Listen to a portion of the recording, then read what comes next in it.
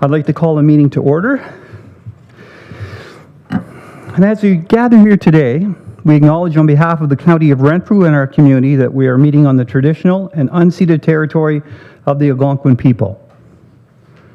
The County of Renfrew was established in 1861 on these lands, which have been cared for by the Algonquin people for thousands of years. We express our gratitude to the Algonquin people for their stewardship of this land, and we honor their rich history and their culture. We also thank all generations of Indigenous peoples who have maintained a deep connection to this territory, and we are committed to fostering respect, reconciliation, and understanding. I want to take a moment to reflect on the recent passing of Rayanne Briscoe, the former mayor of the township of Adamston-Bromley. She was a former county councillor and a long-standing advocate for the county of Renfrew. Rayanne remained engaged in county affairs even after her time on council. She regularly followed our meetings on YouTube and kept a sharp eye on the issues, particularly those related to finance and the health sector. Her dedication and her passion for our county and our community will not be forgotten, and we extend our deepest condolences to her family, her friends, and the members of past councils who served with her, who have her memory in their thoughts. Please stand for a moment of silent reflection.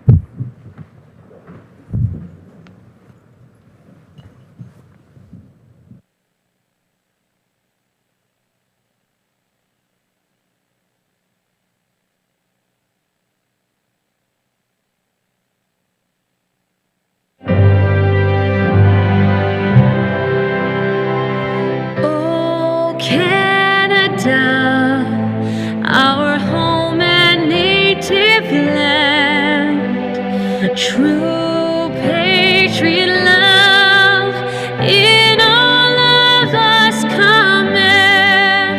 Car ton bras s'est porté l'épée, il s'est porté la croix.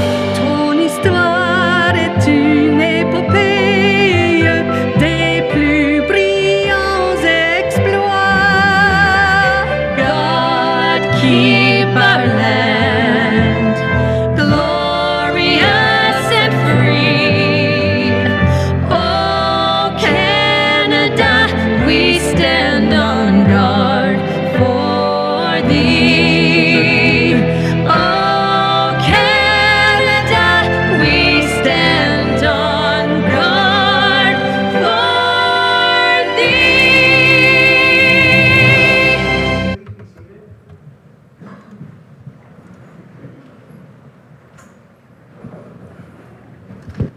Good morning, Madam Clerk. Could you call roll, please? Thank you, Warden. Good morning and welcome back. Councillor Bennett. Councillor Brose. Present. Councillor Doncaster. Here. Councillor Donahue. Here. Warden Nemo. Present. Councillor Giardini. Present. Councillor Grills. Present. Councillor Hodnott. Present. Councillor Yawn. Present. Councillor Lynch. Here. Councillor Mayville. Here. Councillor Murphy. Here. Councillor Nicholson. Here. Councillor Service. Here. Councillor Schulist. UTMDSO. Councillor Tripp. Here. And Councillor Watt. Present. Thank you, and we have quorum. Thank you very much. Are there any disclosures of pecuniary interest? Seeing none. I have a resolution needing a mover and a seconder that the minutes of the County Council meeting of June 25, 2025 be adopted. Could I have a mover, please? Member from Greater Madawaska, seconded by the member from McNabb Braeside. Is there any discussion?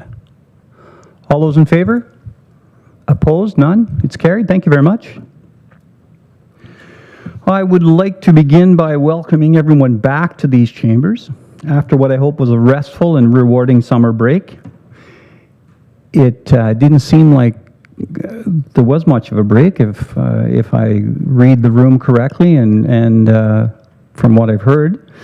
It certainly has been a hot summer, and it's important to note that many of our municipalities are under extreme fire risk and have initiated total fire bans.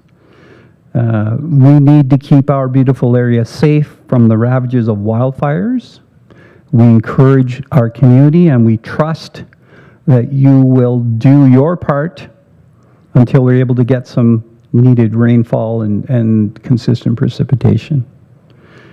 I should note that, as we all know, but maybe some of the public doesn't know, that it's often your neighbors who are firefighters in a voluntary capacity, and it's very disruptive to them and their families, sometimes their employment, and certainly their safety to fight fire. So if you need an extra reason for being careful, that certainly is because you're taking care of your neighbor. As we reconvene, I want to acknowledge the important work that lies ahead, including the upcoming AMO conference, and encourage each of us to approach it with the same dedication, respect, and commitment that has brought us here so far. Since our last County Council meeting, I've attended 9 meetings on council business. Over the summer months, I had the honor of attending several events in communities across the County of Renfrew. It was inspiring and remains inspiring to see firsthand the pride our residents take in their communities and the warm hospitality extended to both neighbors and visitors alike. These events displayed not only the rich spirit of our communities, but also why the County of Renfrew continues to grow as a welcoming and sought-after travel destination. All of you do really good work in your municipalities, and the pride that you exhibit here for your home communities is reflected by your residents when you go to these events. So I want to thank you for that, firstly, and then also thank you for your hospitality. It's always a pleasure to go visit each one of you. I want to emphasize that the County of Renfrew continues to play a central role in addressing the interconnected crises of homelessness, mental health, and substance use disorders. Today, you're going to hear, or you will hear, of the significant challenges we face with limited resources and funding. We all understand these challenges are not just local issues, but national and global ones. The county is actively working with service providers, with law enforcement, with healthcare professionals, and community-based organizations to provide coordinated, compassionate, and effective support. We do not want to just go in, put on a Band-Aid, and repeat. That's been the recipe for too many years. We extend an open hand to all agencies willing to collaborate, to share resources, and to join in the shared mission of restoring dignity, stability, and we hope to continue to work with those the most in need. There is no simple or quick solution, but together we can work on a solution.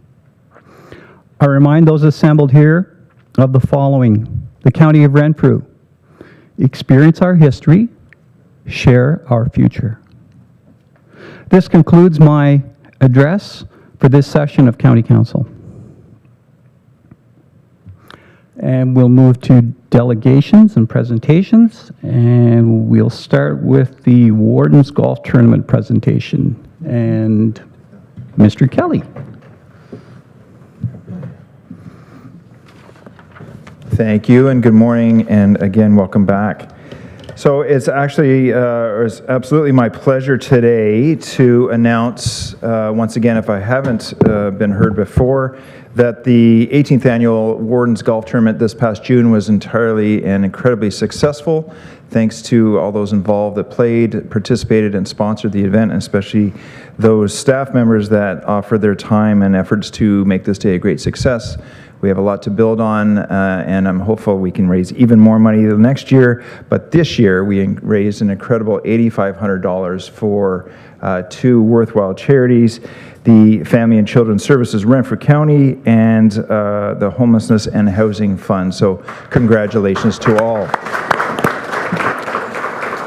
So I've got some big fancy checks that don't fit in the ATM machines that we'd like to present to Jennifer White, the Executive Director of Family and Children's Services, and to Jennifer Dombrowski, the Manager here of Housing and Homelessness. If you could both join me up here for a photo. All the Jennifers get all the money. Not Jennifer Murphy today, though. And perhaps the warden, since it is your golf tournament.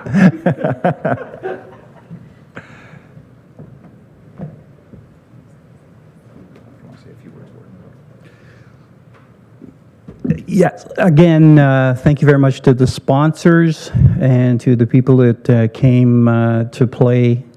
And just a heartfelt thank you to our staff, Greg Belmore and Connie, and all of the front and the front looking and the face of the organization.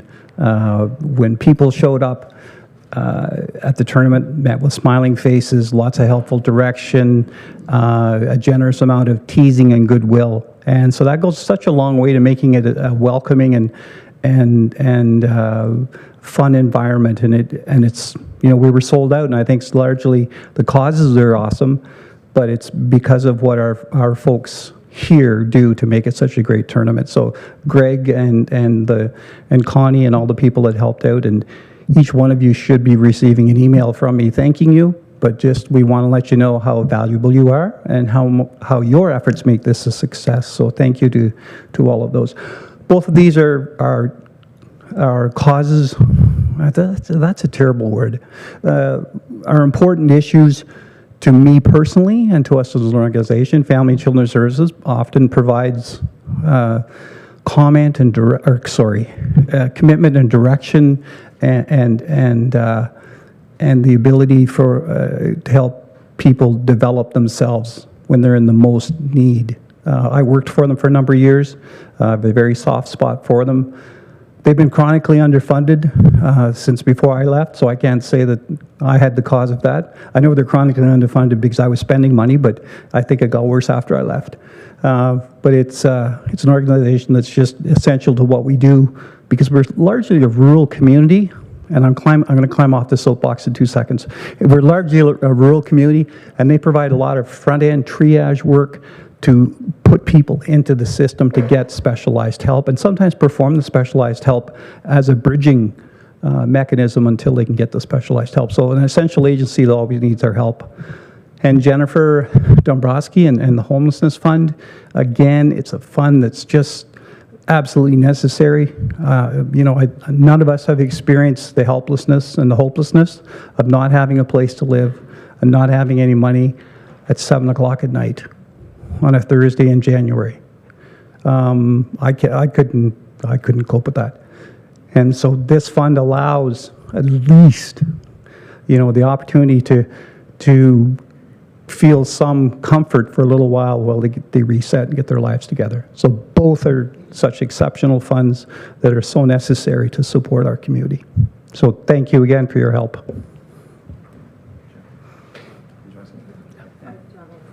Yep. I won't be so long this time, I promise. Never tall enough. Okay, well, good morning, Ward and Emo, members of County Council, staff and partners. Through you, Warden, to Council, on behalf of the Board of Directors, staff, and most importantly, the children and youth and families we serve at Family and Children's Services of Renfrew County, I want to express our heartfelt thanks for selecting us as a beneficiary and for the generous donation from the Warden's Golf Tournament to support our Darlene Aikens Memorial Summer Camp Fund. While I did not have the pleasure or honor of meeting Darlene Aikens personally before her passing almost 25 years ago, her legacy is well known and deeply felt through Family and Children's Services and Renfrew County. Darlene was a treasured colleague, mentor, and friend to many, affectionately known as the grandmother of social work or the gentle giant. I'm told in terms of stature, she was as tall as her heart was big. Darlene believed deeply that every child deserved to experience camp, regardless of income, social status, or other situational barriers that, as we know, are well outside the control of children and youth. Camp comes in the slowness of summer, a time when it becomes easier for children to step away from the stresses and challenges they may face at school, at home, or in their social and now increasingly virtual networks. For many of the vulnerable children and youth we serve, camp is more than just a break or an escape. It's a safe space where they can let go and an opportunity to just be kids.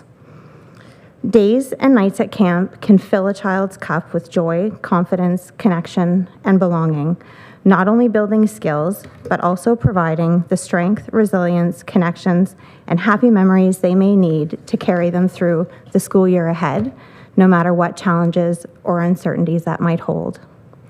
This year, with help from the funds donated through the Warden's Tournament and the generosity of this council, staff, and the community members who participated, more than 70 children and youth right here in Renfrew County will have the chance to experience camp and all the benefits that brings.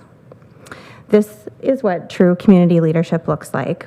Warden, council, your investment in the children and youth in Renfrew County through this donation, as well as through the powerful advocacy at Roma earlier this year, sends a powerful message to our youth that their potential matters, that their voices matter, and that their future is worth fighting for. The impact of this generous donation will drive far beyond the golf greens into campfires, canoe trips, new friendships, and stronger futures for children and youth. From our board, our staff, and especially the children and youth who will be laughing, swimming, roasting marshmallows, and hopefully learning to canoe in a straight line. Thank you so much for seeing them, for believing in them, and believing in the importance of giving every child in Renfrew County a chance to experience summer camp. Thank you so much.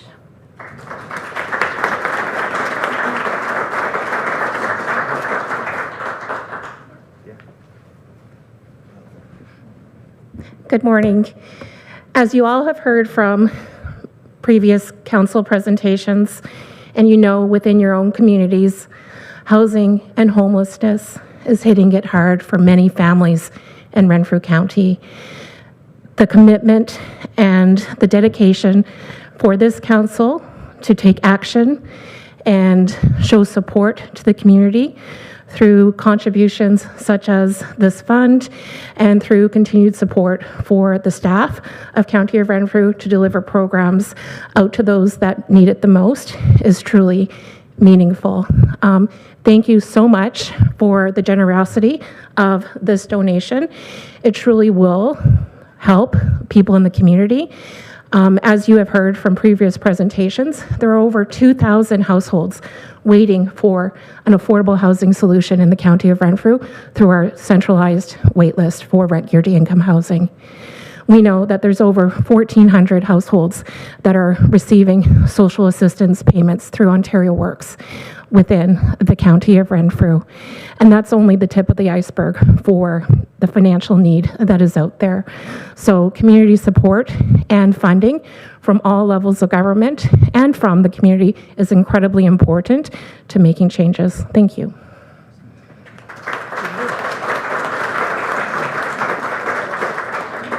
Let's take some pictures. Yeah.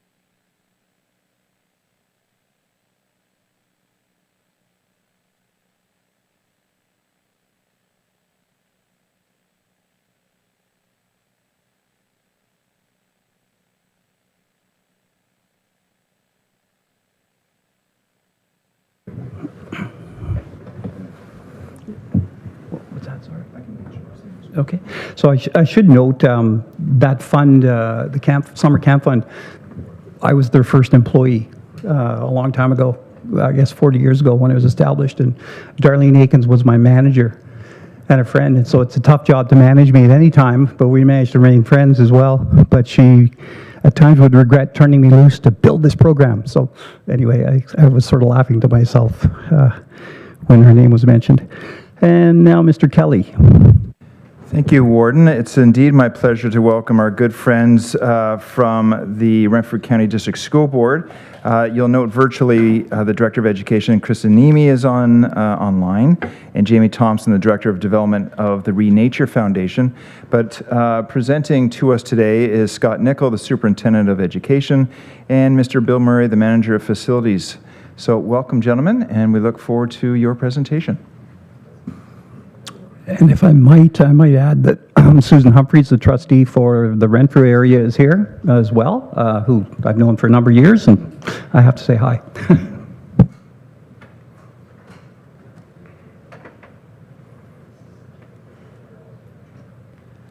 Good morning, everyone. And actually, to start us off, I'm actually going to turn it over to Director Nemi just for a few opening remarks. Thank you, Superintendent Nickel. Good morning, everyone. I would like to thank Warden Emo and County Council for giving us this time this morning at your meeting. As mentioned, we have a full team here presenting to you. I'm in Toronto for our annual Directors of Education meeting that happens in August to get ready for the upcoming school year, and I'm disappointed that I'm not there in person, but due to the timelines of what we're going to talk to you about today, we needed to meet with you today. And so I don't see the presentation on the screen, so I'm just going to minimize Zoom and get my copy up. I just wanted to thank you for the opportunity that we had in the spring as well to present to you. And at that time, we celebrated the wonderful things happening in our schools in Renfrew County District School Board. And we also gave you the heads up that we were going to be engaging in consultations for the development of our new strategic plan. We are on track with that process with the Board of Trustees looking to approve that plan at our December board meeting, and then we will be launching the new plan in January of 2026. And what we're here to talk to you about today actually connects to some of the feedback that we have been receiving through that process. So at this time, I am going to turn it over to Superintendent Nickel, who's going to give you an overview. If I could just interrupt for 1 second, I forgot to recognize Leo Boland, who is also a school board trustee, and the only problem was I couldn't remember your last name, Leo. That's why I had to ask Mike. Welcome. Thanks, everyone. So just looking at the slide here, when we speak about student engagement and well-being, really when we back it up a little bit and we actually talk about the ultimate goal in education, it's for students to feel success and be successful. And so we know that success can look different depending on age, depending on pathways. But what we do know is that through our consultations for our strategic plan coming up for 26-2030, as well as annually when we look at budget consultations for how we can prioritize for success, we know that the two criteria that keep on coming up time and time again is student engagement and well-being. So knowing that, what is engagement and well-being? Well, a few questions that we need to ask ourselves are, can the students see themselves in their learning? Do they see relevance in the learning? Can they make sense of the world around them? Do they have a voice in their learning? And do they actually have strategies and supports to help them thrive? The slide also highlights too that we made significant investments over the years to support staff and their professional development for student engagement and well-being. What I'd like to highlight on this slide here is that our commitment not only to environmental education and outdoor learning, but how it connects deeply with inquiry-based learning. And it's the inquiry-based learning that lends itself to the engagement of those questions that I just prompted. In terms of the environmental education and outdoor learning, you're probably aware that we have a deep commitment with Shaw Woods. Our district environmental committee as well, for environmental action as well as environmental learning, we are also partnering up with another resource called EcoTours. But the purpose for today, though, is to speak to you about the Renature Foundation and how that connects to the student engagement and well-being. And I'll turn it back over to Director Nemi. Thank you. So we do have Jamie Thompson here, who is from the Renature Foundation. He is here to support us with any of the technical expertise. Renature has been supporting us in the background with the work that we've been doing to enhance outdoor learning in the Renfrew County District School Board. So I'm going to give a brief overview of the Renature Foundation. It is a Canadian nonprofit organization that creates regenerative landscapes in schools. And we know that outdoor learning, and I just think that today's presentation from us beautifully connects to Warden Emo's address, as well as Jennifer White's comments about children's mental health and the need to be outside. We know the research is clear. The more time that people spend outside, we have increased and improved mental health. And we know that post-COVID, there have been some impacts, but also increased use of screens by students is leading to some increases in behaviors, anxiety. And so we do all need to work together to implement solutions to improve children's mental health. So outdoor learning will address that need.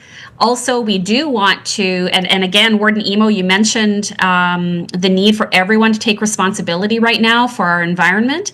And that, again, the research is clear. If people spend time outside, they will feel a greater sense of responsibility for their environment. And that is also why we want our students to be able to learn outside, because that connection with the outdoors will increase that level of responsibility. And finally, another priority of the Renature Foundation is around educational equity. In other words, we want all children to be able to have equity of access to environmental education and outdoor learning and these opportunities. So Renature has four, Scott, could you back up to the previous slide? I'm just going to talk about their vision. Sure. Just that second point. Yep. Just that their ultimate goal is that every single school in Canada will have its own forest and an outdoor learning space where students can learn in that environment, and that every educator has the support that they need to implement outdoor learning. And so there are four components to this concept. And I mentioned two already, that if educators take their children outside where there's a forest to provide shade, a classroom to teach in, there are two other key elements: a mentor to lean on, an experienced person who can collaborate with them on how to use the space effectively, and a curriculum to teach. So in other words, how do we teach math outside? How do we teach literacy outside? Science, the arts, you name it. Every subject has connections to outdoor learning and environmental education. And so that essentially summarizes Renature's vision. And so, as we mentioned, we have partnered with the Renature Foundation, and I'm going to turn it over to Bill Murray, who's going to talk about this project. Thank you, Director Nemi, and thank you very much for this opportunity. This is an issue that's really close to my heart, and yeah, if I start to giggle or something during the presentation, I apologize. But the connection to nature has always been very important to me. I grew up on a hobby farm on Forestly Road with 200 acres, where I spent my childhood with my bum in the air, flipping over rocks and logs and looking for creatures. And I think that's so important to maintain that connection to nature. And the studies are clear about how our blood pressure goes down when we go outside and we have access to trees and blue skies and water. And so what we're proposing to do is to create these outdoor learning spaces with forests in all of our playgrounds at 19 elementary schools. And I think this is really important because we live in Renfrew County, where there are trees everywhere, but everyone doesn't have access to those trees. So that we know that our populations will be coming through the schools, and this will be, this could be the introduction to nature in a way that could change children's lives. And it will also help our students and our staff maintain their regulation so that we can engage in all our other learning more effectively. So these spaces will support experiential learning, so actually having hands-on learning in a forest, and inquiry-based learning, where students help craft the questions that they're answering in their school day, and you know, you can bring English or languages into it. There's the obvious science connection. There's you know, all subjects can be taught in a forest, and the benefits of being outside, they can't be overstated. And that connection to living things, it just improves our life. So part of, you know, we're lucky that we have schools where we have room for these forests, that there are schools and communities that are just completely paved. We have space at our 19 schools so we can have these forests, and we need to take advantage of that. And through the partnership with Renature, which is very exciting, Renature will apply for and access grants from across the country to support these efforts, along with financial support from the Public School Board through our capital funding to create these spaces. And to have a partnership with Renature is really exciting, because I can go and plant trees and I can install log benches, but I can't provide the support for educators so that they have that. You know, there's two pieces to this. We provide the environment, but we have to provide the experience and the skills to use those environments fully, so that the students get the best possible outcome from them. So that's the really exciting part to me, is that we're not just giving a resource, we're giving the support that will carry the resource forward through the years. And so this is a sample design that's been provided to us. And in terms of scale, and Jamie, please correct me, but I think that the forested areas will be in excess of 5,000 square feet, between 5,000 and 7,000 square feet. And you know, our typical classrooms are probably just under 800. So this is a beautiful large space for students and staff to experience a variety of learning opportunities. And you never know where that connection to a particular student's going to come from, like that hook that's going to get them excited about learning and excited about reading. And so this will become another tool in the toolkit for some kids. You know, we've spent a lot of time looking at our secondary technology programs over the past year and a half. Like that's the hook for some kids that we need. This will be a hook for other kids and get them excited about science and nature and learning. And so in this design, there are spaces for working in a larger group with a whole class together, and then smaller group settings where the opportunity will be to collaborate on team projects. And also, with the size of the space, multiple classrooms or multiple classes will be able to use it at the same time. Thank you. So you might be wondering why we're here to talk to you about this. We love promoting the great things that are happening in our school board, but you do, as representatives from a variety of municipalities, have a potential role in supporting this project, and I'm going to get to that in a minute. And so to summarize Renature's role with this project, they are taking the lead on streamlining and completing multiple grant applications to support the Renfrew County District School Board in securing the funding needed for this project. They are also assisting in coordinating all the stakeholders right from beginning to end of this project. So in other words, they are taking the lead with project management as well. Our role as a school board we've partnered with Renature through a memorandum of understanding where we are working together to secure funding. And the funding is going to come from grants and from our capital funding through the RCDSB. Also, we are very grateful to County Council and the individual municipalities for your ongoing partnerships that we have with you. And we will be talking to you in a moment about a specific grant that requires your support. And so, as I mentioned, our CDSB will be covering the balance of whatever is not covered by grants. And as both Bill and Scott have alluded to, our commitment is to not just put in the space, but to support the students and the staff in using the spaces in a very intentional manner that not only improves student well-being, but also really sparks curiosity and a passion for learning. So this is the slide that's probably the most important in terms of why we're presenting to you. One of the grants that we want to apply for is the Growing Canada's Community Canopies program through the Federation of Canadian Municipalities, FCM. And that grant is intended for municipalities. And in fact, every single municipality across Canada has access to $10 million over the lifetime of that grant. But here's the catch. It's a 50-50 match program, which means that if a municipality wants to access that grant, whatever they apply for, they have to be able to match. And so what FCM has communicated to Renature is that municipalities are having difficulty tapping into that grant to that extent, $10 million per municipality. And so there are some unused funds right now that they are looking to be creative with. And so what they have communicated to Renature is that they would support applications from school boards with the support of the municipality, of the respective municipality.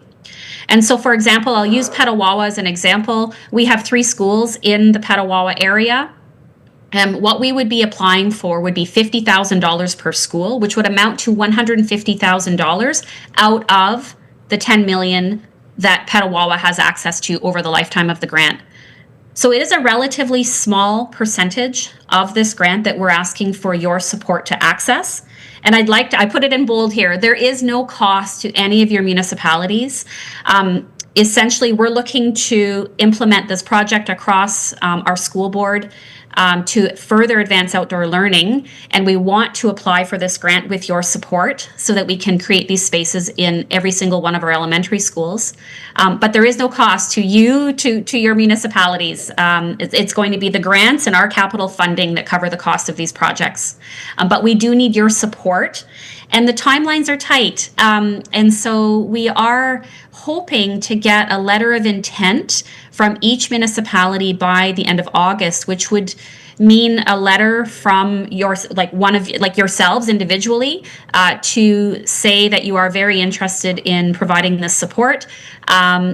And then we would need evidence or confirmation of a resolution sent to us as soon as possible. And I realize that we've been on a summer break and you have meetings coming up because we can submit the grant application with the letter of intent, but it will not be approved until they see the resolution. And so in terms of a summary, as we said, we, like Renfrew County District School Board, has partnered with the Renature Foundation with the goal of securing funding through grant applications and our own capital funding to design and install outdoor learning spaces in our 19 elementary schools.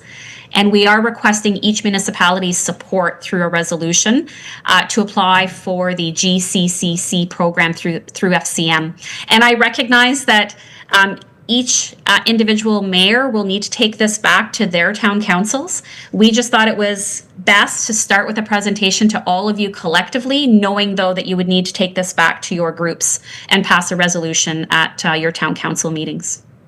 So in terms of our next steps to support you in supporting us, we would be willing to, we've included a sample letter of intent in the agenda package as well as a sample resolution that you could take back. But we're also available, Jamie and I are available to follow up with you with phone calls, Google Meets, like a video conference, or we could attend your town council meetings if you thought that that was needed to get the support that's needed for this. And at this time, I'm going to just check in with Jamie and see if there's anything that he thinks needs to be added. No, thanks, Kristen. I think the presentation's done a great job of explaining who we are. I would simply mention that when we are involved in a project, we do the Renature Foundation takes a role as leading the design facilitation, so working with the school community to figure out what the best design is for the particular site. We do general contracting and in order to get the sites built. We're looking at 19 sites here, so it's quite a complex job. We will be sourcing local materials wherever possible, so we'll be looking at trees that grow well in the region and looking at local tree growers and nurseries to obtain those. I'll just note quickly one element of the plan that I think is important, and that is that you will note, if you look back on the plan diagram for that sample plan, that there is actually a path that leads into the central area. And it's important to recognize that these sites, we're not going to be doing a lot of earth moving. There will be accessibility, and that path allows those who are challenged for their mobility to get to areas of the site, which is really also very important to us as well. I'm going to give you just a moment about myself. I'm involved with the Renature Foundation because about 15 years ago, my own local school got involved with a natural playground and outdoor learning environment effort. It took us a few years back in those days to get it built. We put in 50 trees, we put in benches, we put in stools, we put in several different areas where the students could gather. And I wanted to just note that if you do look back in the presentation, there's a couple of photos in there. You will see that sight lines are very, very clear. We designed these for student use to provide shade and to provide areas where they have the ability to congregate in different size groups.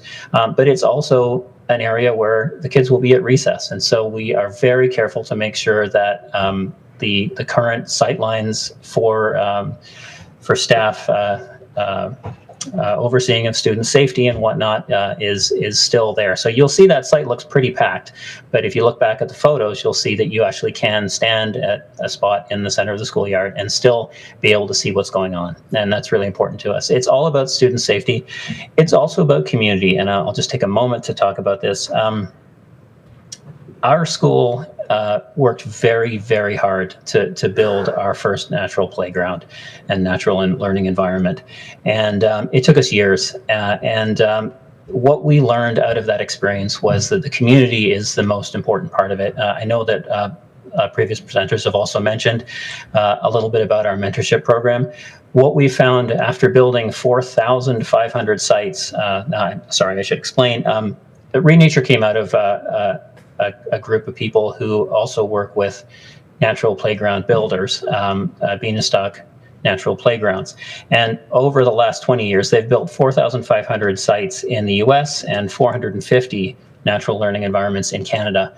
And we, as the Renature Foundation, have grown out of their work and wish to continue it and get the benefits out to more people that are outside of the cities.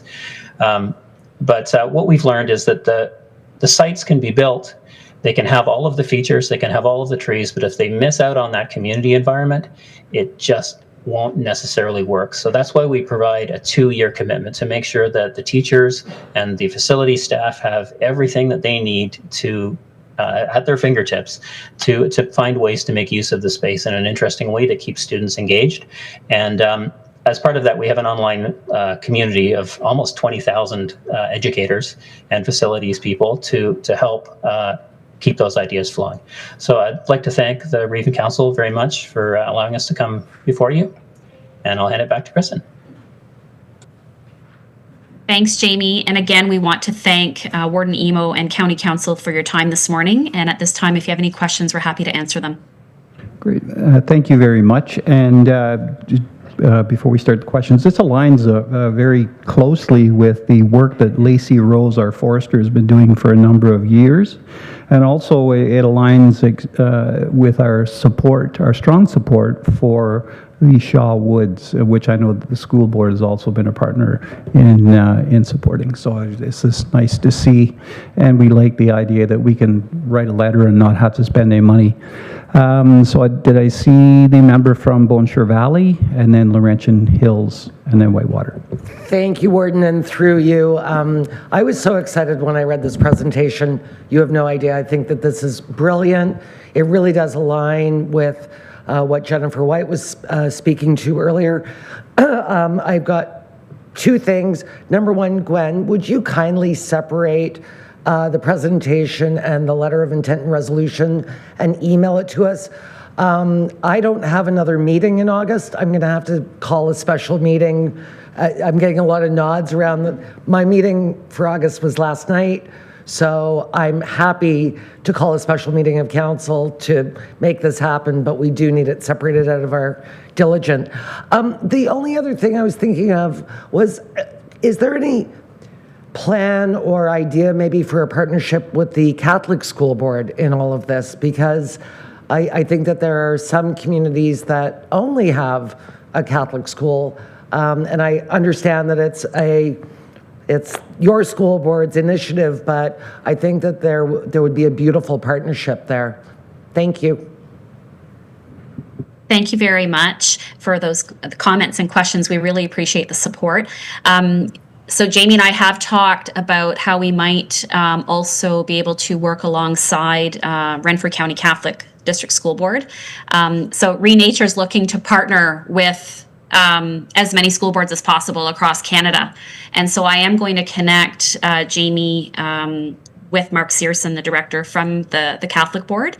And if RCC DSB is interested in kind of forming a partnership as well, I know that Renature is definitely open to that.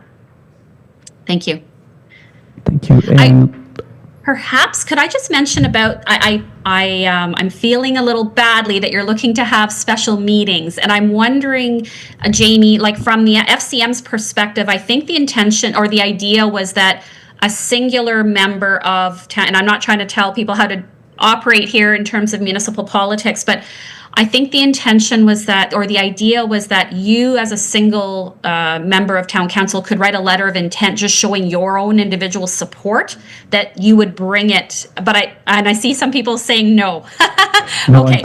unfortunately, we as heads of council can't, for the most part, commit the council or the municipality or the corporation without the support of council. You can guess sometimes and get away with it, but it could blow up in your face. Okay, thank you. All the strong mayors can. Apologies for these timelines. Thank you. So the member from Laurentian Hills, please. Yeah, so my comment was about the dates. So do you have a drop dead date? We do, Laurentian Hills don't meet until the middle of September. And for many of us to call a special meeting, it is money, like it costs money to have a special meeting as well. So could you give me your drop dead date to when you need this letter of intent, please? Jamie, I'm going to look to you. I'm wondering if we're able to reach out to FCM and explain the situation and look to accommodate for these individual meetings so that the individual town councils can meet between now and hopefully the end of September. Like if there's a meeting between now and the end of September, I'm hoping that they can grant us that extension.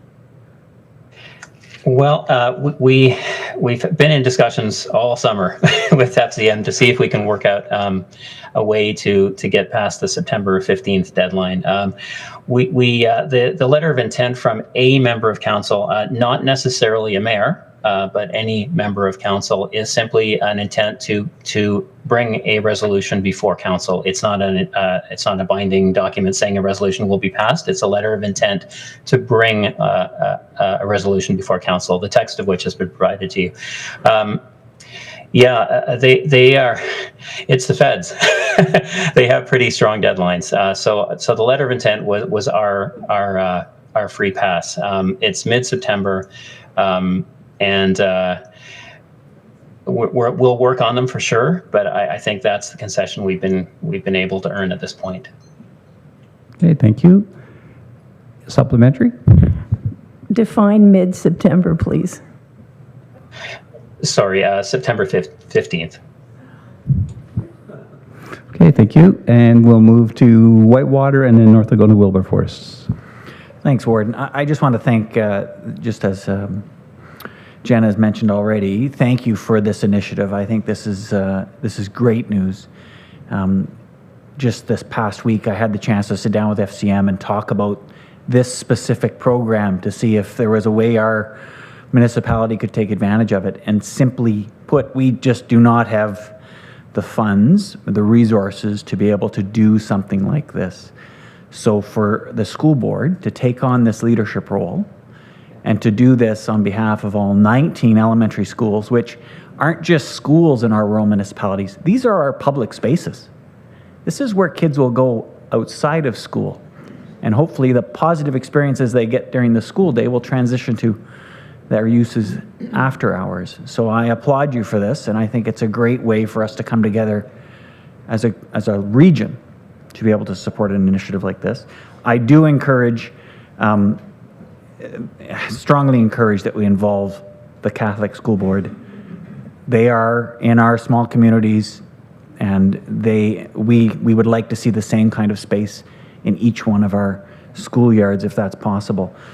The only other thing the hiccup that I understood looking at the program was the requirement for that almost a forestry technician, or the ability to manage these spaces as they grow as part of one of the program requirements. We have Algonquin College with a forestry program. We have forestry techs here at the county. Has the school board, how's the school board going to approach long-term sustainment of these sites once they are created? Okay. We know that the maintenance of these space will be crucial going forward, that we can't just plunk them in and expect them to prosper. So we are incorporating that there will be costs going forward to maintain those sites. And if there are potential partnerships that could reduce those costs, that would be spectacular, either through the college or a sharing agreement with the county. That would be great. But yes, we know that there will be work for the next 50 years in these classrooms. Supplementary, and then I'll go to North Algona and then Buncher Valley. No supplementary, okay. North Algona and then Buncher Valley. Thank you, Warden, and through you to Mr. Marie and the superintendent. Thank you very much for an excellent presentation. I think this whole initiative really complements the Shaw Woods Outdoor Education Center, which is certainly a highlight in our municipality that we are very proud of. I mean, it's a 600-acre playground and learning center for kids, and there's a report that I'll have coming to our DNP meeting at the end of the month on the increased numbers of schools and students that take advantage of this site year over year. And something that even our board has done is increase the funding to offset transportation costs, which we know are one of the challenges faced with schools, especially the further away they are of attending the education center. But I think the board would also be a willing participant in supporting this whole initiative in bringing outdoor education to as many students as possible. So again, thank you for a great presentation. Thank you. Buncher Valley and then Deep River. Nothing for Buncher Valley, okay. Deep River, please. Thank you, Warden. A couple of things, and we talked about this at FCM quite extensively when the original program and partnership between Trees Canada and FCM to develop or to implement or roll out that, I think it was the 1.2 billion trees planted, I think that's the right number, was very slow to take off. And then this program was created just over a year ago, I think, maybe two. And what we talked about extensively was it's touted that anybody can access this program. However, for a project to qualify under this funding, it's a minimum of $50,000, and the small communities just can't do that. So I think this initiative by the school board is quite good, and as mentioned earlier, this program is really undersubscribed to. So I think there's an opportunity. And just further to the letter of intent, if I look at the wording of what's here, all this is saying is myself as a member of council, that is my intent to bring a resolution of support in front of council at a future meeting. I don't know what the outcome of that will be, but it's just an individual member of council. I don't have an issue with this, and I'm more than willing to bring that. I think my timing's all right. I can, outside of procedural bylaw and notice of motion, I can probably get something through before the deadline, but I don't have an issue with that letter of intent. Thanks. Thank you. As someone who skates in the gray area all the time, I really appreciate that comment. Thank you. Yes, could I have McNabbury's slide, please? Good morning. Is every elementary school in Renfrew County under your school board being offered this opportunity, or I believe it said there were 19 schools are being considered. Is that how many elementary schools there are, or? So we have selected the 19 elementary schools that have kindergarten to grade 6 students in them and that are in Renfrew County right now. So we do have one very small school outside of Renfrew County that we are going to support differently for outdoor learning. But because of the timelines with the FCM applications and needing to work with municipalities, we thought that it was best to stick with the elementary schools that are actually in Renfrew County.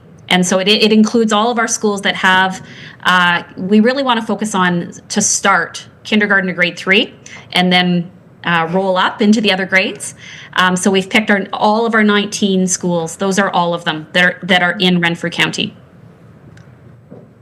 Thank you. Are there any other questions and comments? Member from Petawawa and then from Armpar, please. Thank you, Warden, and through you. Thanks for coming and giving this wonderful presentation. What a fantastic idea. Great way to promote learning in the students of Renfrew County. Great way to get them in the outdoors and off their screens and into nature.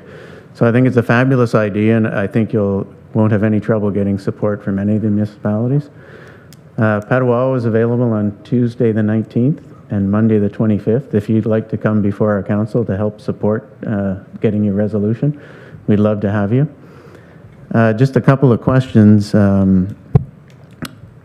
Just about the wood, I guess. Is there a particular type of wood that is preferred in this type of thing? And would you be adverse to local lumber companies or other entities that would want to donate lumber? I know hemlock and cedar are a little longer lasting than others. Is there a particular type of wood? I'll defer to Jason on that, or the director.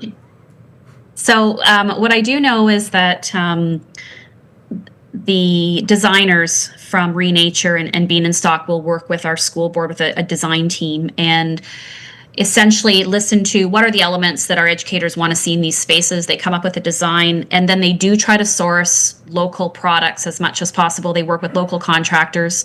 But you're right, there are some materials that are hardier. Bean and Stock's vision is that these spaces last 20 plus years with proper maintenance. And so they do have to be very prescriptive about the type of wood that we use in the spaces. I don't have that level of expertise to know what it is, but I have worked with them in the past, and they are very particular about the type of wood, the type of mulch, type of sand. Like, they're very, very particular because they want the spaces to last for a very long time with the proper care and maintenance. But they do look to work with local companies as much as possible. Thank you. And we'll move to Armpire then, please. Thank you, Warden. A quick question. One of our schools, Walter Zaddo in Armpire, if that's being considered, there is no land for your learning center. Do you plan on buying part of the Grove? Or how will that work for Walter Zaddo? Thanks. Well, I have been to Walter Zaddo. Their schoolyard is quite large. But I will look to Bill Murray, who maybe has the background on the property there. But when I've been there, I actually find their schoolyard to be very large. But maybe we don't own all that land that we're using as a schoolyard. So I'm just checking in with Bill to see if he thinks that Zaddo will be able to support that space. And they are definitely on the list. Yeah, we will ensure that any forests we install will be on school board property. As I became engaged in this process, I went through a Google Earth process and was plunking forest classrooms down. And Walter Zaddo was a concern, and we do have a spot where we can fit it in because it's a school that will benefit, from this. So we do have room for it. I know the councillor was really hoping that someone would buy the Grove and keep it in the public domain. Whitewater, please. Thanks, Ward. And just appreciating the tight timeline. Who is the point of contact that we can put municipal staff in contact with to coordinate the details on either a delegation or any other questions that the staff might have? Thank you for that question. That's an excellent question. I'm going to send a follow-up email to our contacts, to Gwen, actually, at the county that she can distribute, and we will put the contacts in there. I do believe that it's going to be Jamie because he's really, he and his team are taking the lead with all of the finer details in the background, and he'll be able to get quick responses and quick answers to you as needed. But certainly I am available to go, and I will make myself available as much as possible to go and present to your individual town councils if that's what's needed. Thank you. And the member from Killaloe Richards, please. Thank you, Warden. And again, thank you for your presentation. And I'd like to echo all the comments that have been shared so far. One comment I'd like to make is that I'm really impressed that FCM is a backbone of this, and it's great to see a partnership. And just a personal question in regards to Killaloe Public School. I think they have some form of education learning outdoor as it is. Will that be maintained under this program? Thank you for that question. So Killaloe Public School is one of our leading schools with Eco Schools Canada. They earned, for 2 years in a row, they earned a platinum certification, which is the highest certification. It's outstanding. And so as we look to implement or design and install this outdoor learning space, we are going to work with the school to see, every single school, Killaloe and the other schools, to see what do they already have there that is supporting outdoor learning, and how can we incorporate the current spaces as well, so that it's sort of integrated with what they already have in place. So I'll use, I believe it was AJ Charbonneau had requested a shaded kind of gazebo be built by our facilities staff this past summer. So what we said was, okay, let's actually incorporate that for AJ into the design. And you know, I've seen outdoor learning spaces at other schools. I know Rockwood, for example, has a huge commitment in kindergarten to outdoor learning. Killaloe. So we're going to work with every individual school to incorporate their vision and what they already have in terms of outdoor learning programming. Supplementary, and then Deep River, I believe. Thank you for that. And we're very proud of our school, but I did not know that we received a platinum award for it. I wish we would. Something like that publicized would be very important to the community and other communities also. Thank you. And nothing from Deep River. All right, thank you very much. I think we'll move on. No disrespect to our guests, but as you're all aware, we all have agendas. So again, thank you very much, as has been noted, for bringing this to the community. This chambers and all the other chambers are very well aware of we're not always responsible, but we end up being responsible. And I think COVID showed the lasting impact of not involving people in their community. So I really think this it will improve the health of our children, physical, social, emotional, and mental health, as well as their abilities to interact with the community and just to enjoy nature and teach them strategies that are different than turning to their screen, as someone mentioned. So thank you very much for this initiative. And again, through Councillor from Deep River, if you could offer our appreciation to FCM as well. Thank you. And thank you very much. Thank you. Thank you very much. And so we'll turn to Mr. Kelly, please. Thanks again, Warden. So it is, of course, my pleasure to introduce our next presentation, or our next delegation, I should say. We have a number of folks here from the Grind. I'm going to see who's going to be speaking. I guess it's going to be Pastor Dave Henderson, as I understand, and Derek Lindley, who will be speaking on behalf of the Grind. And we definitely welcome their presentation today. Pastor Dave.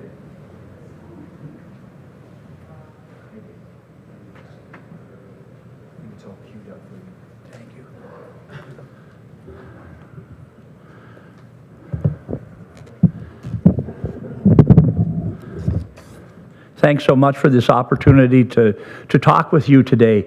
My name's Pastor Dave Henderson, Derek Lindley. We're both on the board of directors for the Grind Pembroke. I love the Renature Project. When I was young, my outdoor learning environment revolved around a hayfield. So, and my learning tools were a hay wagon and a tractor. So I really love that idea. And I feel very much at home here at in the council chambers. It just seems like yesterday that as a reporter, myself and your communications specialist, Tina, were chasing folks like you around with microphones and notepads looking for headlines. So I'm no stranger to these chambers, and again, I appreciate your opportunity to come before you. The Grind is a valuable and crucial partner in helping vulnerable people in our community, and we're providing this direct help to fill gaps in community health and social service wherever the need is found for close to 10 years now. And that help continues week in and week out. And sadly, the numbers are showing that need is growing. There are people this morning who ate breakfast because we provided it. And in a couple of hours, people will be eating lunch because we will provide it. Our program involving food started in March 2019. That's the day after the Salvation Army withdrew its services with 1 day's notice.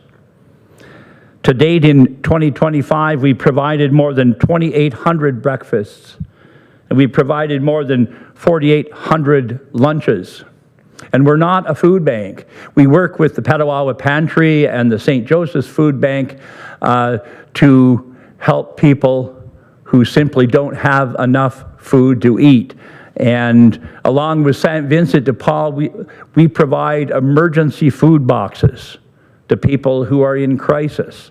And to date, we've provided more than 200 emergency food boxes to people who are in very real need. We all know how refreshing a shower can be, especially when you wake up in the morning and it's 27 degrees with the humidity. People today will have a shower because we're able to provide it.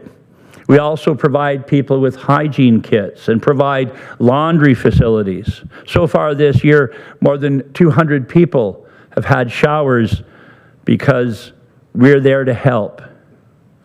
And we've also provided more than 230 laundry vouchers. Behind these statistics are real people. And that need goes beyond health and hygiene. It includes help for people facing very real health concerns. To date, we've provided more than 43 transportation vouchers through a nurse from Ontario Health and Home. She comes in 2 days a week, and people who are struggling with health issues get the relief they need, including referrals to physician care through RCVTAC. The Grind is a key point of contact for people who are struggling and in crisis. Since the year began, more than 1,300 people have walked into our client services office looking for help. Their needs are diverse, and in many cases, those needs are urgent ones. Our client services office was born out of need, and sadly, again, that need has increased. When our Grind Coffee House opened in 2017, our volunteers quickly realized that a lot of the people who came in for coffee and donuts were in trouble, and they didn't know where to turn. So we began connecting people with agencies like Ontario Works and the Ontario Disability Support Program. Today, workers from the Crisis Transition Team with mental health services from the Pembroke Regional Hospital, Ontario Works, Ontario Health and Home, and the Robbie Dean Counseling Centre attend the Grind on a regular basis and are there to help people on the front lines. We're also a hub for peer support organizations. There's a smoking cessation group that meets at the Grind. There's an Alcoholics Anonymous group that meets at the Grind.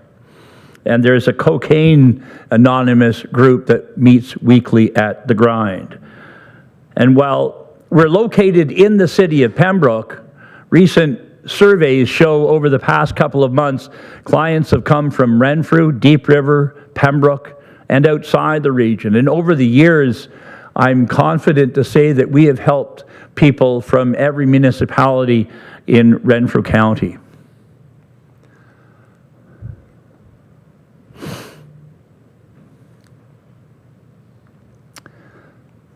We mentioned before that behind all the statistics are real people facing real challenges. And we want to briefly tell you the story of one of those people. It's the story of Billy. And these are Billy's words. He tells us, quote, "One day, I was homeless on the streets of Pembroke. I was deep in addiction. And I walked into the grind, and that changed everything. They welcomed me without judgment. I was given a place to shower and get a warm meal. And most importantly, they connected me with real support. The staff acted fast. They connected me with Mesa and helped me navigate my next steps. The grind stayed with me through it all. Today I am sober and living in my own apartment in Renfrew. The grind even helped furnish it, including a TV. That kind of care and that kind of dignity is rare. At the end, it's exactly what saved me." The grind is a key partner with many social and health agencies here in Renfrew County. Our transition house on Murray Street works in partnership with the mental health service team at the Pembroke Regional Hospital, a treatment-based program helping people transition back into the community. We're thankful to have received program funding through the County of Renfrew and from the federal government for crisis services and programs during the COVID-19 crisis. But since opening in 2015, the grind has not received a single dollar in sustainable operational funding from any level of government. Otherwise, we have been self-sufficient thanks to the caring and help of community monetary donations as well as goods and services. And we know that we've been beneficiaries of the Warden's golf tournament, and thank you so much for that. And that's how we're able to operate. But in today's economic climate, we have come to a crisis point. We greatly appreciate every dollar and every volunteer hour and every support and service that the community provides. But that support can be fragile. And the work we do every day is a crucial support and a bridge for the communities, for the Renfrew County's community services operations. The grind is Renfrew County's only walk-in hub where clients can see a mental health worker, addictions worker, nurse, or Ontario Works representative without an appointment. Demand for these essential services is growing. Unfortunately, donations have not. Because of the crucial role we play in Renfrew County, we're requesting an annual funding in the amount of $95,750 for the Client Services Coordinator and for an outreach worker. Given that we're in the middle of our fiscal year, we're currently asking for interim funding in the amount of $63,831.30. This would carry on our operations to the end of March 2026 and our fiscal year. If we look at the end of our calendar year, at the end of 2025, the amount would be $39,893.83. And we'll be upfront with you. If the county is unable to provide this funding, we'll be forced to make some difficult decisions in the coming months that will have very real consequences for people and for communities. The grind puts no limits on who we help. Every day we deal with the large and growing issue of poverty in our communities. And you folks who go back to your municipalities know that there are very deep pockets of poverty here in Renfrew County. The growing crisis of poverty moves far beyond people facing addictions or mental health issues. We're now working with entire families. Entire families are showing up for lunch. And sadly, one of the fastest growing groups are the elderly. We did a recent demographic survey, and 60% of our clientele, or rather, I'm sorry, 30% of our clientele were 55 or over. And of that group of people 55 or older, the vast majority were over 65. These are people who have worked hard all their lives and are in their elderly years and are in a position where they can't pay the rent, or they run out of food before the end of the month. One of those people is Robert. Robert was wandering through downtown Pembroke. Through no fault of his own, he found himself homeless and on the streets. And what he was doing wandering through downtown Pembroke was going into businesses and asking people for odd jobs. And one of the business owners downtown called us at the Grind and said, "I think we need your help." And so we went down to that business and we approached Robert and we brought him to the Grind. We gave him more than a hot meal and a shower. With the support of our on-site doctor and nurse, Robert finally got the medical attention he needed. And he received the medical diagnosis he needed to enter an assisted living facility. Robert is 87 years old. So we deal with a large and diverse population. And, you know, as I've said repeatedly, these folks aren't headlines. These folks are real people who need our help. And we are so grateful to the County of Renfrew for all they've done to step up and help. And we're looking to partner with them. We all have the same vision. We all have a vision where nobody goes to bed hungry tonight. We all have the same vision where nobody goes through the day wondering where they're going to sleep tonight. We have a vision where that we create a world where people don't work as hard as they possibly can and wind up without enough rent money or enough food for their children at the end of the month.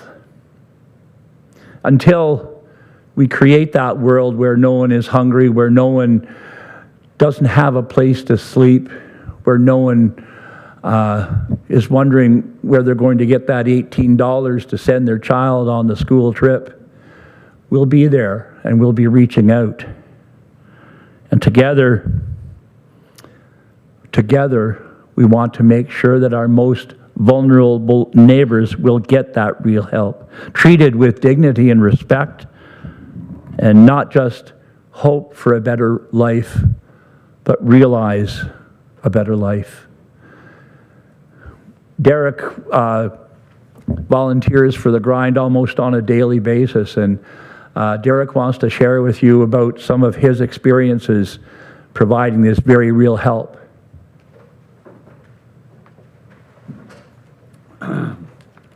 Thank you, Pastor Dave. That was fantastic. My wife suggested I take an Ativan before I start here today because I'm nervous in public speaking and it's not working. I am a board member with the Grind. I'm also a daily volunteer. I spend hours and hours a week there. And the needs we're asking for are real. The people are real. The services we provide are real and they're essential. I see and connect with the individuals we serve every day. I know all their stories. I sit with them for hours sometimes, having them navigate through the day and how they're going to get to the next day. And we provide the services there that give these people that chance. And our asking today is very real. And as a person that volunteers, I see that all the time. And I hope and invite all of you, if you have the time, to come down to our facility and see what we do during our hours of operation. And I think that will greatly help in making the decision to support us so greatly. Thank you. Thank you. And members of council, comments, questions? And I see Boncher Valley. Thank you, Warden, and through you. First of all, fun fact, you married my husband and I 24 years ago on August 18th. So it's lovely to see you again. I'm glad it all worked out. It did. I'll be at AMO for my 24th wedding anniversary, but it's going strong.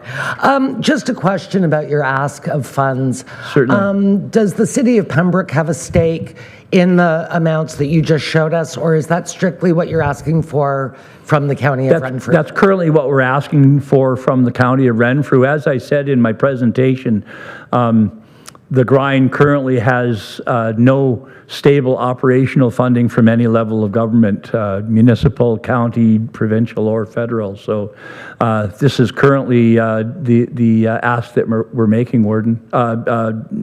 Mary Jennifer. Thank you. Member from Amherst and Bromley, please. Thank you very much. I'm most appreciative of this, and of course, Matthew speaks to this, whatsoever you do to the least of my brothers, that you do unto me. It is certainly guidance for the devout, or even if you are not. I think that we often speak in this room of those leading precarious lives, and it is our obligation and duty to tend to those. I am curious in this instance, given the history and the operation, the lengthy operation of the grind, and all of those that it has serviced and provided comfort and counsel and fellowship, at the very least, if not the meals. Is there something that has happened that has now challenged the grind, if in fact you've been operating heretofore, and now you are making this request of nearly $100,000 commitment per year? Is there something that has happened that has changed the structure that is driving the ask? Thank you for that question. As I said in my presentation, we currently rely solely on community donations. We also know that in today's economic climate, those donations are sometimes hard to obtain. And we evolved as an agency simply because there was a need there that had to be answered. And, we were there to help answer that need. So we evolved into the agency that we are today. We had no intention of opening and growing the way we did. And at this point, the need that we have is growing, while the amount of community support, again, in this fragile economic climate, has been decreasing. So we are close to 10 years old, and we've never come forward to any level of municipality to seek funding for our operations, but we are seeking it now. And, we're not strangers to the great helping organizations that are part of Renfrew County and funded by Renfrew County. We feel very much at home as partners with Renfrew County organizations and helping agencies. What we're looking for is help in continuing to maintain that strong partnership that we do have with County of Renfrew agencies. Thank you. And further questions? Oh, supplementary, I'm sorry. Thank you very much, Mr. Warden, and thank you to Pastor Henderson on the response. I am, and this is not the forum for these lengthier discussions, but perhaps there is opportunity for lengthier discussions, because Certainly familiar as the chair of health, particularly acutely in COVID, we found that necessity breeds invention, and in this case, innovation and perhaps intervention. And we have in my estimation, certainly proven ourselves to be nimble in responding when there's a vacuum, i.e., it is not enough to tear at your hair and twiddle your thumbs and wish desperately that something would be done. It is time to step forward and do some things. And I recognize that as perhaps the homeless mental health and addictions scourge, I think, has become very much increased and acute. We are finally seeing the response from all levels of government, the municipal, but also from provincial and federal governments as well. And I question, are there discussions happening of where perhaps, as we are now, really engaged from a governmental perspective, if some of the services from the grind can be now supplanted through whether it be the Heart Hub, whether it be the Mesa initiative, are these things that now can be formalized into a response as opposed to and I want to be very clear, the incredible ad hoc response that the grind has now become accustomed to, as I understand. Is there opportunity for the ramping up of these new services to be able to supplant some of the initiatives that the grind has taken on?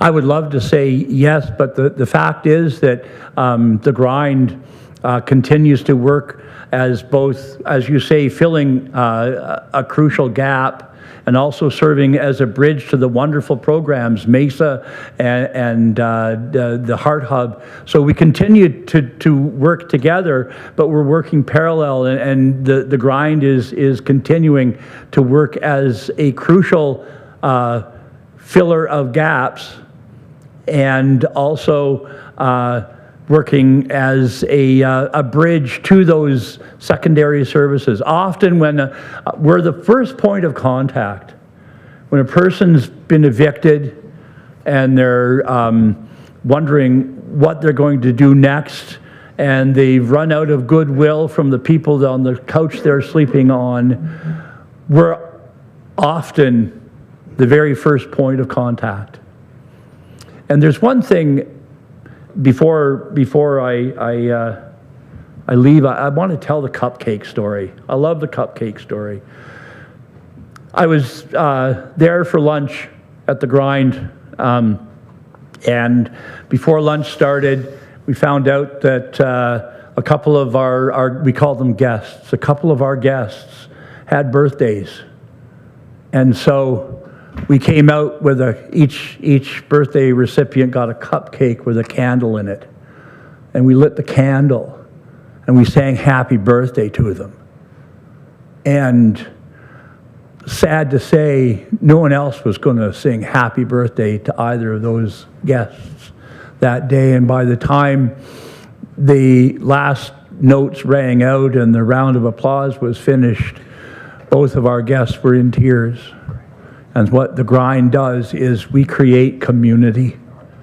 We create community that is wide and diverse, where a young family that is struggling can come in, where an elderly person like Robert can come in, where people with any number of diverse issues can come in, and metaphorically we'll light a candle and give them their cupcake. And often it's moving them to, connecting them to services that are going to not give them a hand out, but a hand up. And that is what we do at the grind, week in and week out. Thank you. And the member from Petawawa, please. Just want to say thank you, Dave and Derek and Jerry and all your Board of Governors and all your volunteers for everything you're doing and everything you've done the last 10 years. The reality is we do have vulnerable people and people who are in need, and you have provided that for the last 10 years. So thanks for giving hope, changing lives, and saving lives. We really appreciate everything you do. Well, thank you. Thank you. Are there any other questions or comments? Seeing none, thank you very much for your presentation. In my past life, I had the opportunity to visit both the Grind and the Transition House on a regular basis, and I can attest to the efforts of the Grind to meet the needs of the community. And I think we need to reassure the community and also other service providers that the MESA program works with the Grind. There is no intent for the MESA program to replace the Grind or to replicate their work.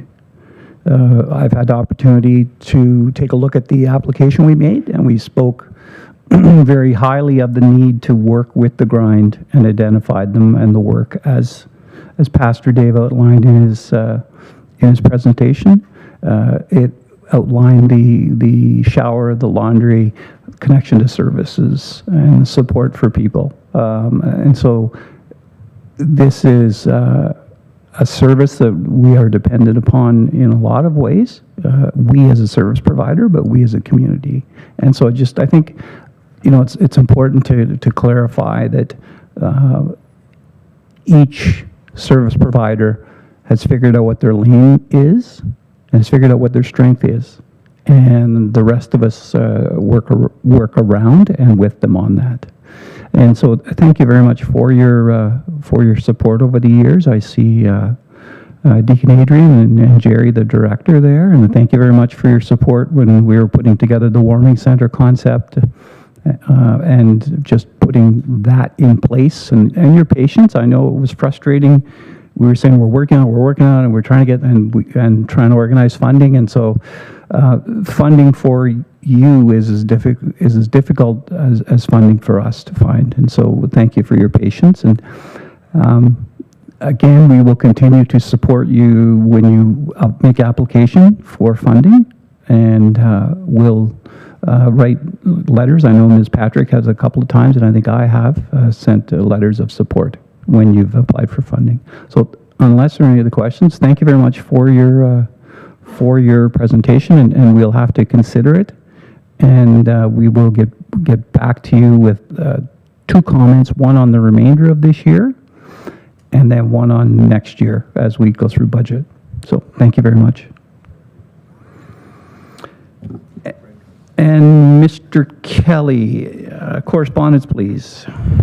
Thank you, Warden. Of course, as always, all correspondence, and there has been quite a bit over the last 6 weeks, 7 weeks, but that correspondence has been reviewed and forwarded to the appropriate committee for disposal. Thank you, Council. I would like to suggest to you and probably insist that we recess and reconvene at 11:15. Thank you.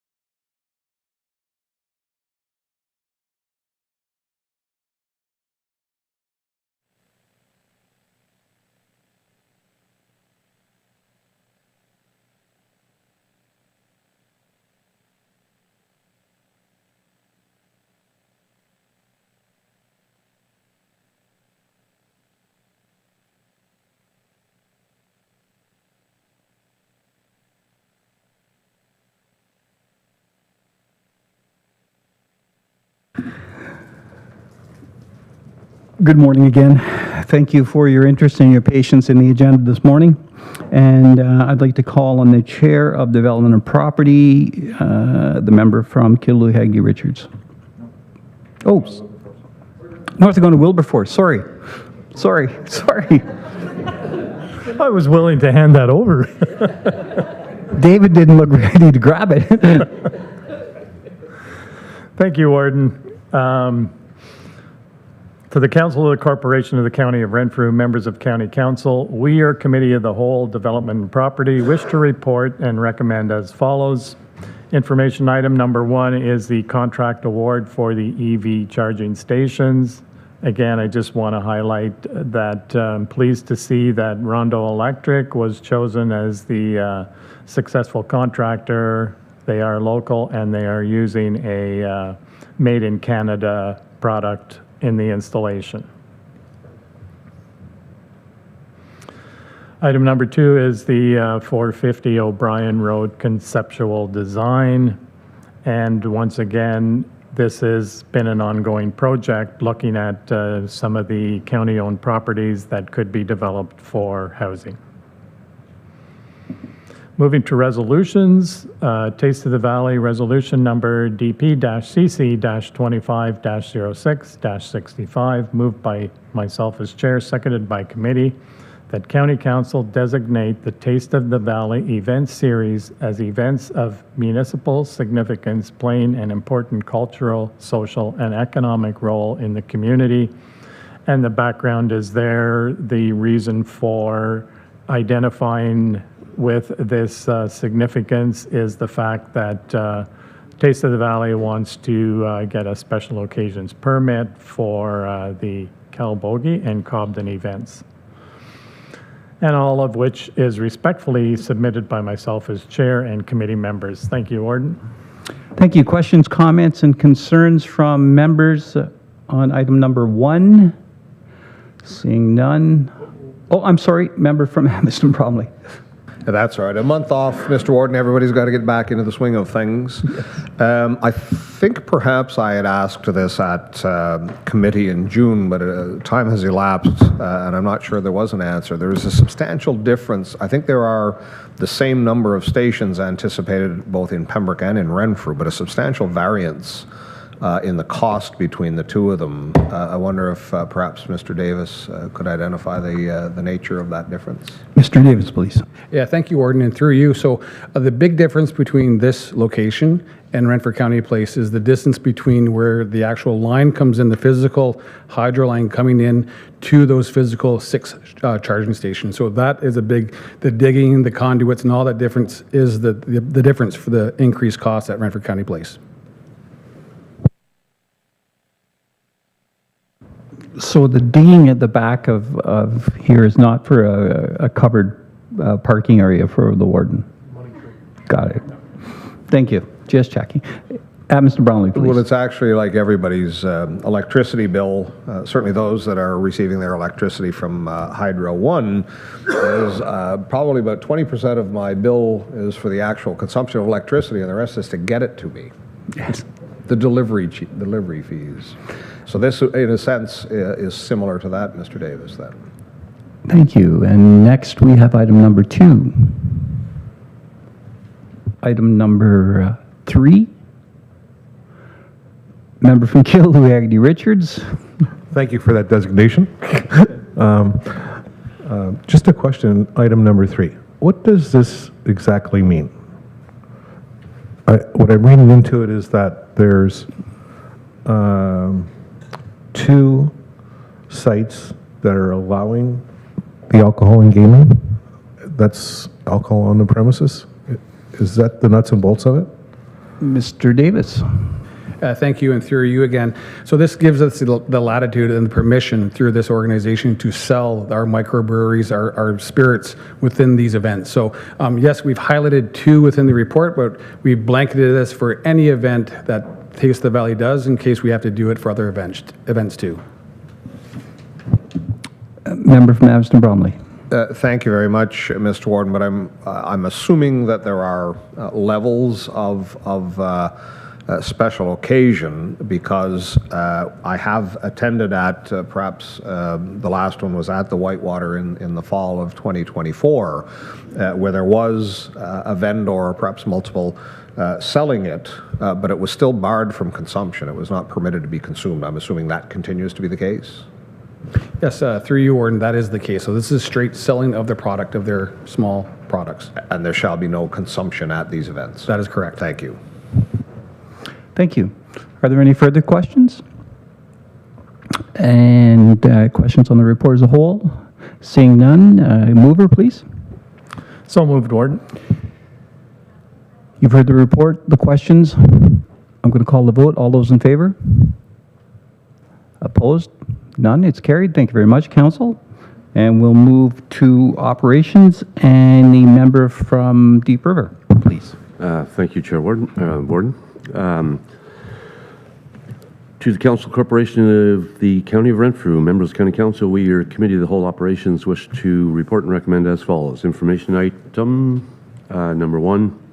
The former Canadian National Railway corridor and the intention to restart negotiations or restart looking at the potential purchase of the CN rail line.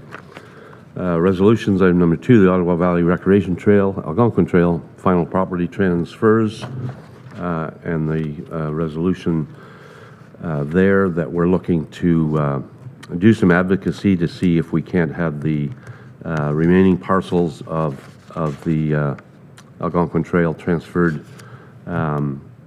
using a process called compiled plans, which would get rid of the need for land surveys for each piece of property, saving us hundreds of thousands of dollars for the transfers. Item number 3, contract extensions, rehabilitation of County Road 4, Storyland Road, County Road 20, and County Road 20, Castleford Road. The resolution and the information around extending those contracts to take advantage of savings that we've had on other projects up until this point in the year. Item number 4, pedestrian crossover, intersection of Dorn Road and Herman Street in Petawawa. The request from the town of Petawawa to install the crossover, pedestrian crossover at that location at the cost of would be borne by the town of Petawawa, but then the asset would be transferred to the county of Renfrew. Item 5, bylaws to dedicate, item number 5, dedicate land as part of the public road allowance, County Road 26, Dorn Road. The resolution, the background is there. I don't know how to explain that, but when this property was created, developed, there was a stretch of I believe it was a 1-foot stretch of property between the road and the property that was retained by the County of Renfrew, and this allows us to control access to and from the county road. So this development now needs access to the property, so we would transfer that.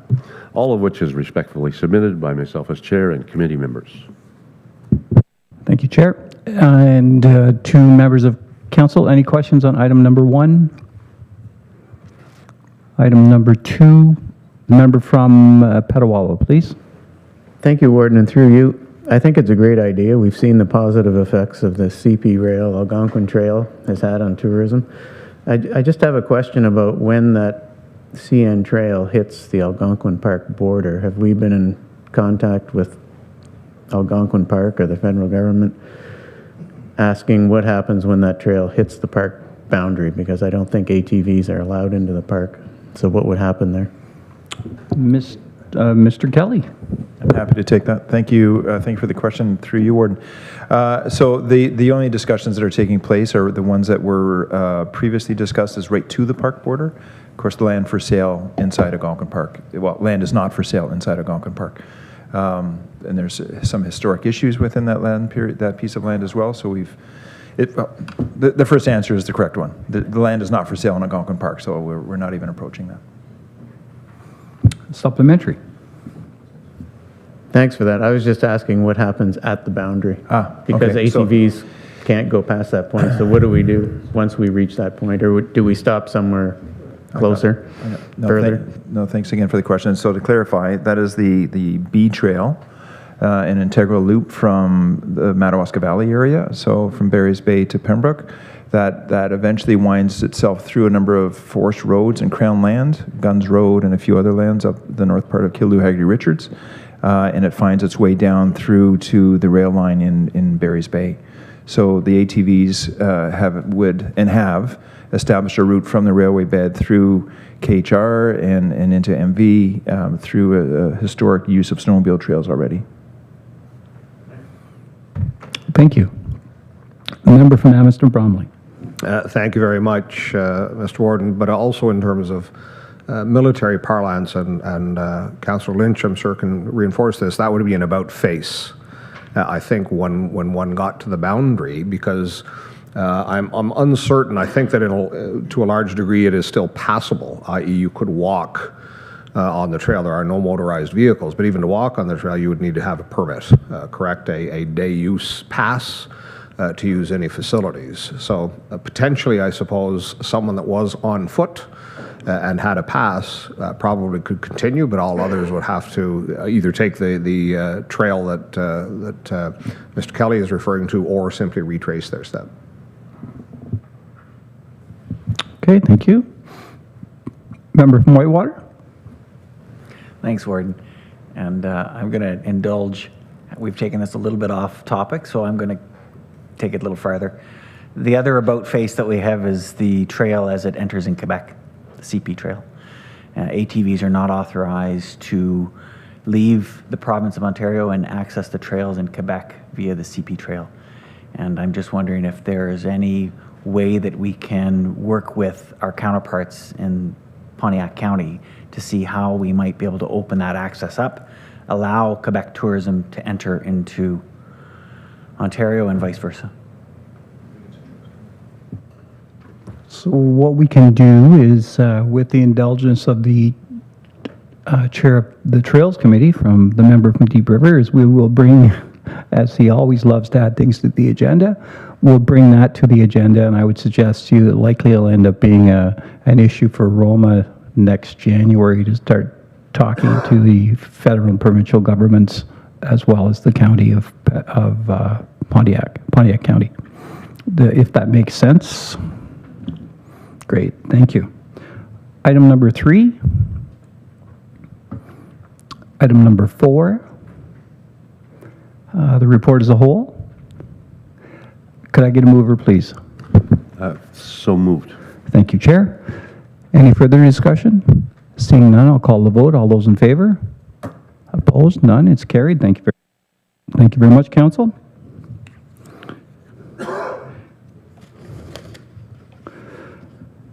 And we'll move forward to consent items. Seeing none. And staff report, Mr. Kelly. Thank you, Warden, and through you, there is the rare occasion where, because of certain directions needed because of timing, a staff direction report comes directly to County Council. So the report was circulated to you, of course, with your package. This is to deal with the September 4th meeting, to look forward in terms of strategic direction, moving forward with a bit of a snapshot of in time, where we're at budget-wise, where we're at as we enter into the next 16, 17 months of your term, and an opportunity just to reconvene and make sure we're on track and take a look at where you want to be over the next piece of or number of months moving forward.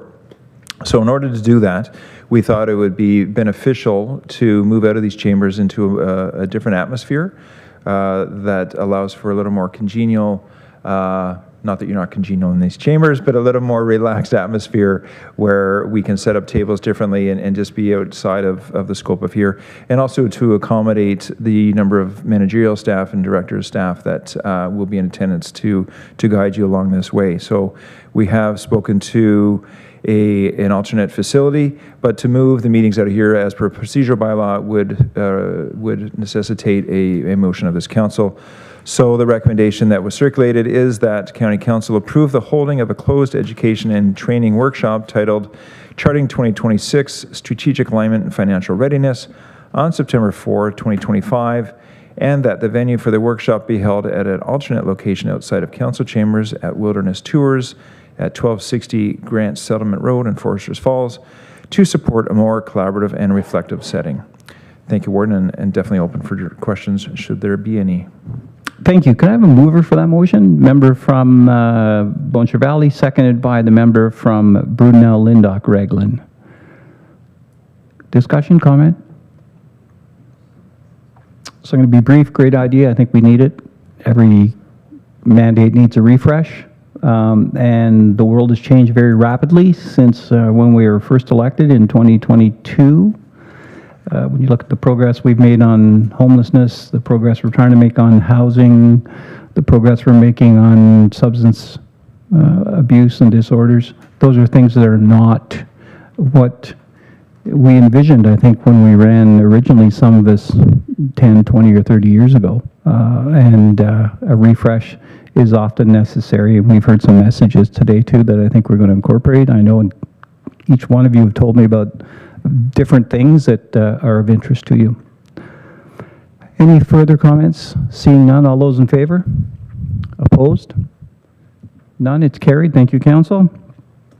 And with that, the resolution for closed is be it resolved that Council move into a closed session pursuant to Section 239 of the Municipal Act 2001 as amended for the purpose of A, the security of the property of the municipality or local board, care for, B, personal matters about an identifiable individual, including municipal or local board employee, CAO, deputy clerk, compensation review, and C, a proposed or pending acquisition or disposition of land by the municipality or local board, the paramedic base.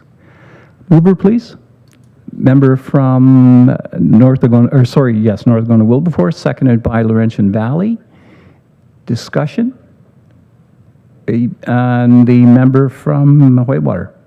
Warden, just note that I will be declaring for item C. Okay, thank you very much. Any further information? All those in favor? Opposed? None? It's carried. Thank you. So we'll be enclosed, and if we could just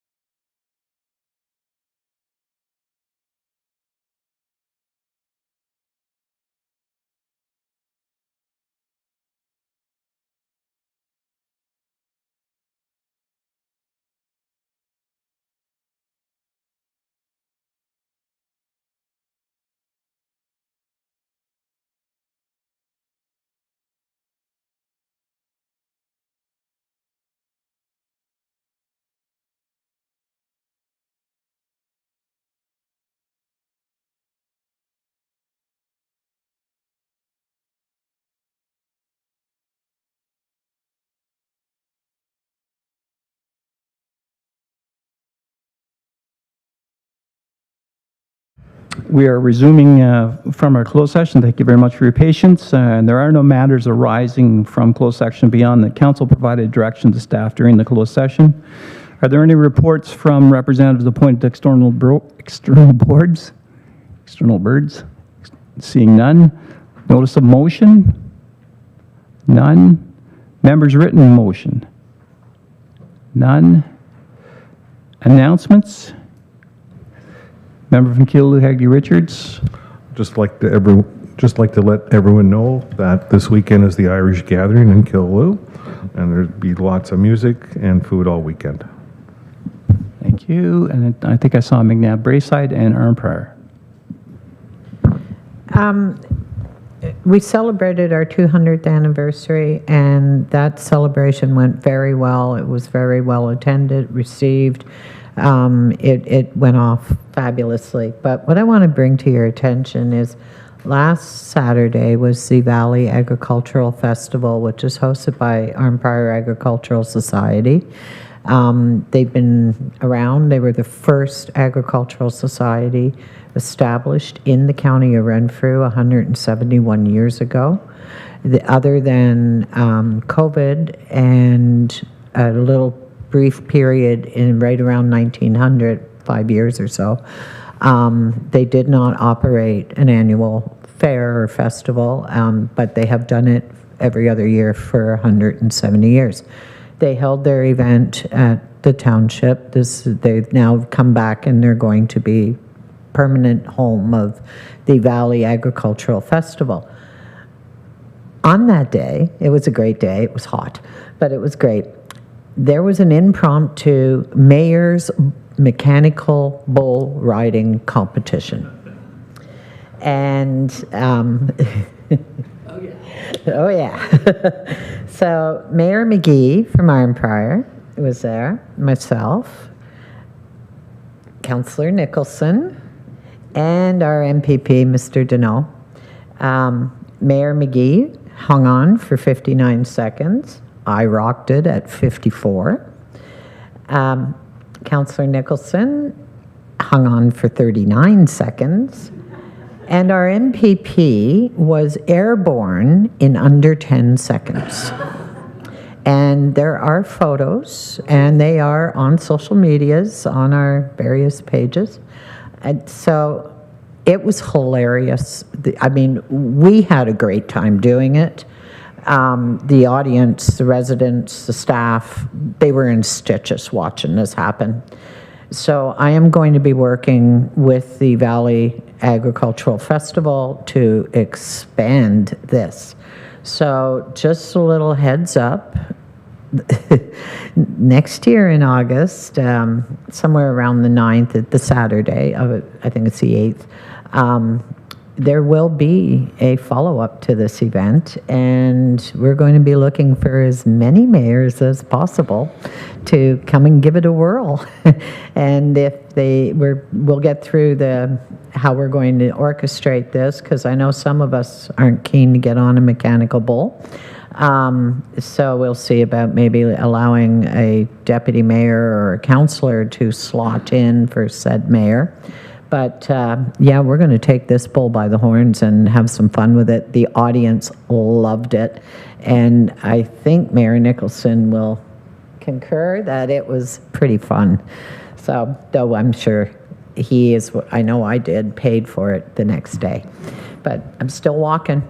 So I just wanted to give you a heads up for next year. We're going to bring this event forward. Great, thank you. And to Neil, was a better time, did you spend more time on this year than you did last year? Last time. Last Last year time. I beat Lisa. This year she beat me. Okay. Lori. I had, unfortunately, I was to be there, but unfortunately I had a funeral at the same time. I couldn't make it, and so it looked like a lot of fun. I went by later on to see the event. It's good to see the partnership between the township and the Fair Board, and you had a lot of neat attractions, so congratulations to your community. Arnprior, please. Thank you, Warden. Well, that explains why the mayor was walking sort of weird. August 23rd, from 4 o'clock till 9 o'clock is the Arnprior Cultural Night Market. If you're doing nothing on Saturday, a great time to come out and see all the different cultures. We got name a nationality, they should be there. Thank you. I can add that I've been to that event two times now, and it's great. It's nice to see the people as well as all of the various foods and soaps and clothing and crafts. So as Councillor Lynch has indicated, if you have time, you should drop around. Recognizing you're all very busy, I'm sure they would appreciate it. New business. Seeing none, bylaw, that the bylaws listed be deemed read 3 times and passed. Mover, please. Member from Laurentian Valley, seconded by the member from McNabb side. Discussion, all those in favor? Opposed? None, it's carried. Thank you very much. Resolution that bylaw 105-25 being a bylaw to confirm the proceedings of the Council of the County of Renfrew at the meeting held on August 13, 2025, be now numbered, deemed read 3 times and passed. Mover, please. Member from Greater Madawaska, seconded by a member from North Dakota Wilberforce. Discussion, all those in favor? Opposed? None, it's carried. Thank you very much, Council. And if we could have that County Council adjourn at 12:35 p.m. Mover, please. We have Town of Arnprior, seconded by the Town of Petawawa. Discussion, all those in favor? Opposed? None, it's carried. Thank you very much, Council. Thank you to Council and staff for your presentations, your time, your energy, your comments. Thank you. Oh, geez, we'll be back at 1:15.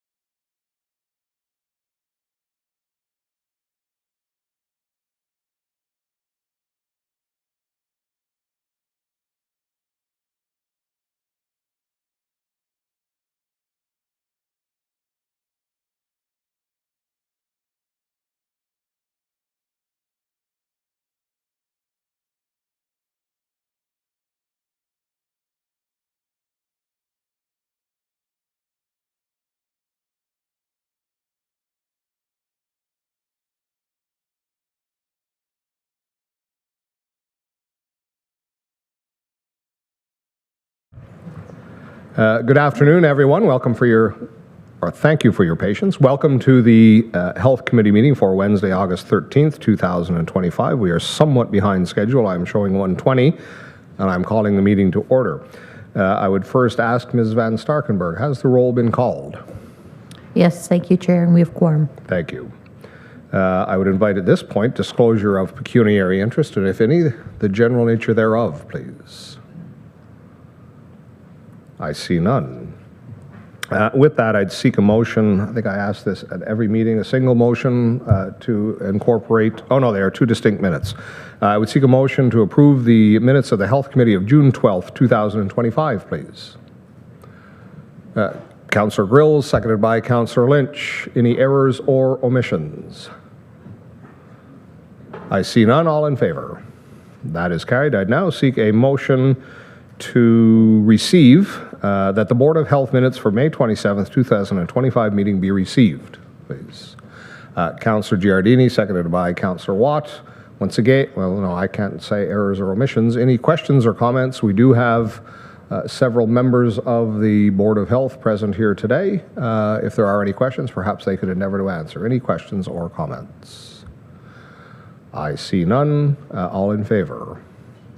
They are received. Thank you. Very pleased this afternoon to have with us Deputy Chief Nick Larish and Commander Matt Cruchet here to make a presentation on the Sierra team. It is constantly expanding the scope of the service. I think as the Chief has already commented, if we are going to invite people to our natural wonderland here in the Ottawa Valley and parts into Algonquin Park, that it is incumbent upon us to ensure that we have a ready response should they need it. So I'm very pleased, though at the same time somewhat disconcerted to see how busy the Sierra team has been. So with that, I would invite both the Deputy Chief and the Commander forward for your delegation, please.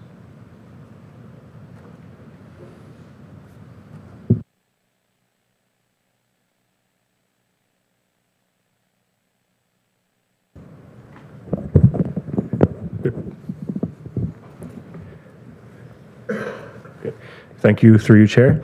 I'd like to take a moment here to introduce Matt Cruchet, or reintroduce for some of you. He is our operations commander. His focus is education and program development, and he's key to revitalizing how our paramedics train and become the future service we want to be. In his portfolio, he's also the lead of the Sierra team, and with his leadership, we need his leadership for the resiliency of the team and the expertise in coordinating these significant calls we do. With that, Matt's going to take you through the last couple of months, which have been a significant increase in previous years. And I'll take it away, Matt. Thanks, Nick. So I'm going to give an overview of the Sierra team, but I'm going to just focus around how we are responding to disaster and the support related to special events around that, because it's something that we've been unfortunately doing a little bit more lately. And I just want to bring to everybody's attention the service that we can offer to the area here. I'd like to share our team's disaster response readiness capabilities by discussing two deployments that we undertook this spring. One was to Halliburton for an ice storm, and the second one was in June to a wind and heat event that caused some widespread damage in this area. Before I jump in, let me just give you an update on our calls up to this point this year. So we've deployed 87 times. We did 2 deployments yesterday. This year, which is a significant increase from what we've done previously, and especially over last year as well. This includes traditional calls through 911, as well as various deployments to support other events in the region. This is a big increase, and we anticipate it to continue to increase as we are seeing more people recreating locally, and also people reaching out with new technology that enables them to reach out and call for help, where in the previous they wouldn't be able to do so. And I'll explain that a little bit later as we go through this. But there's been some significant developments in that area. During this time, we've assessed and managed just under 200 people this year. And that's been in a wide variety of environments, from the bottom of cliffs to the side of rivers, on trails, in dense bush, which also expands into other public gatherings. We've done some music festival work as well. We've set up mobile clinics, and we've been in healthcare facilities as all part of this type of deployment. I'm going to provide some of the highlights so that you all have a better understanding of the work that the team's been doing, and you can kind of get a sense of how this all kind of comes together. So I'll just advance a slide. There we are.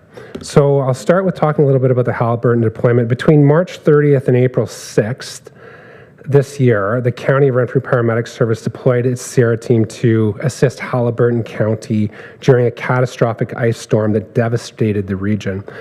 This response was part of a larger intermunicipal initiative which saw multiple paramedic services deploy to support this area.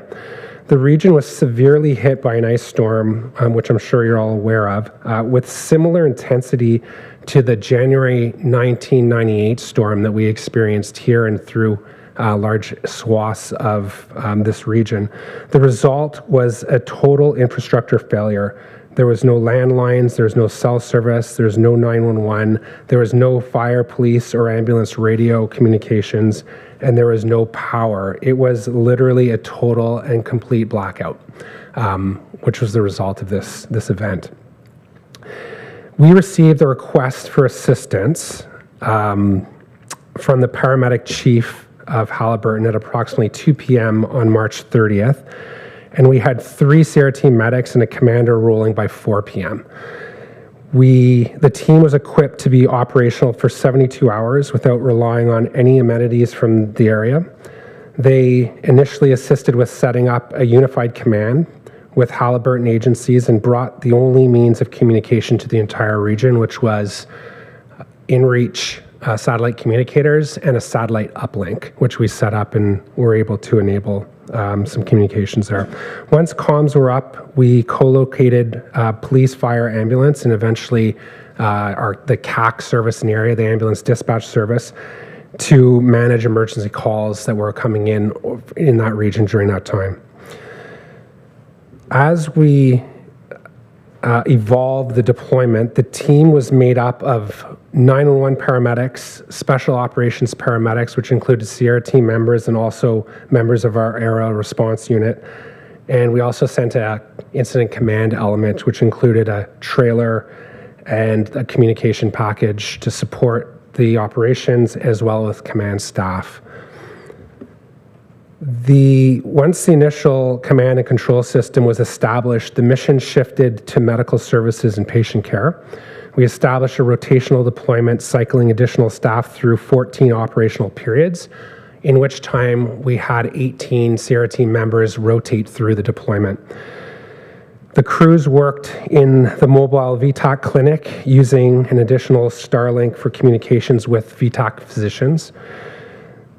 We saw patients in a warming center environment supported by that clinic in that instance. Team members assisted in the emergency department at the Haliburton Hospital by employing skills and processes that we've developed here at our hospitals, where we have paramedics integrated into the patient care flow.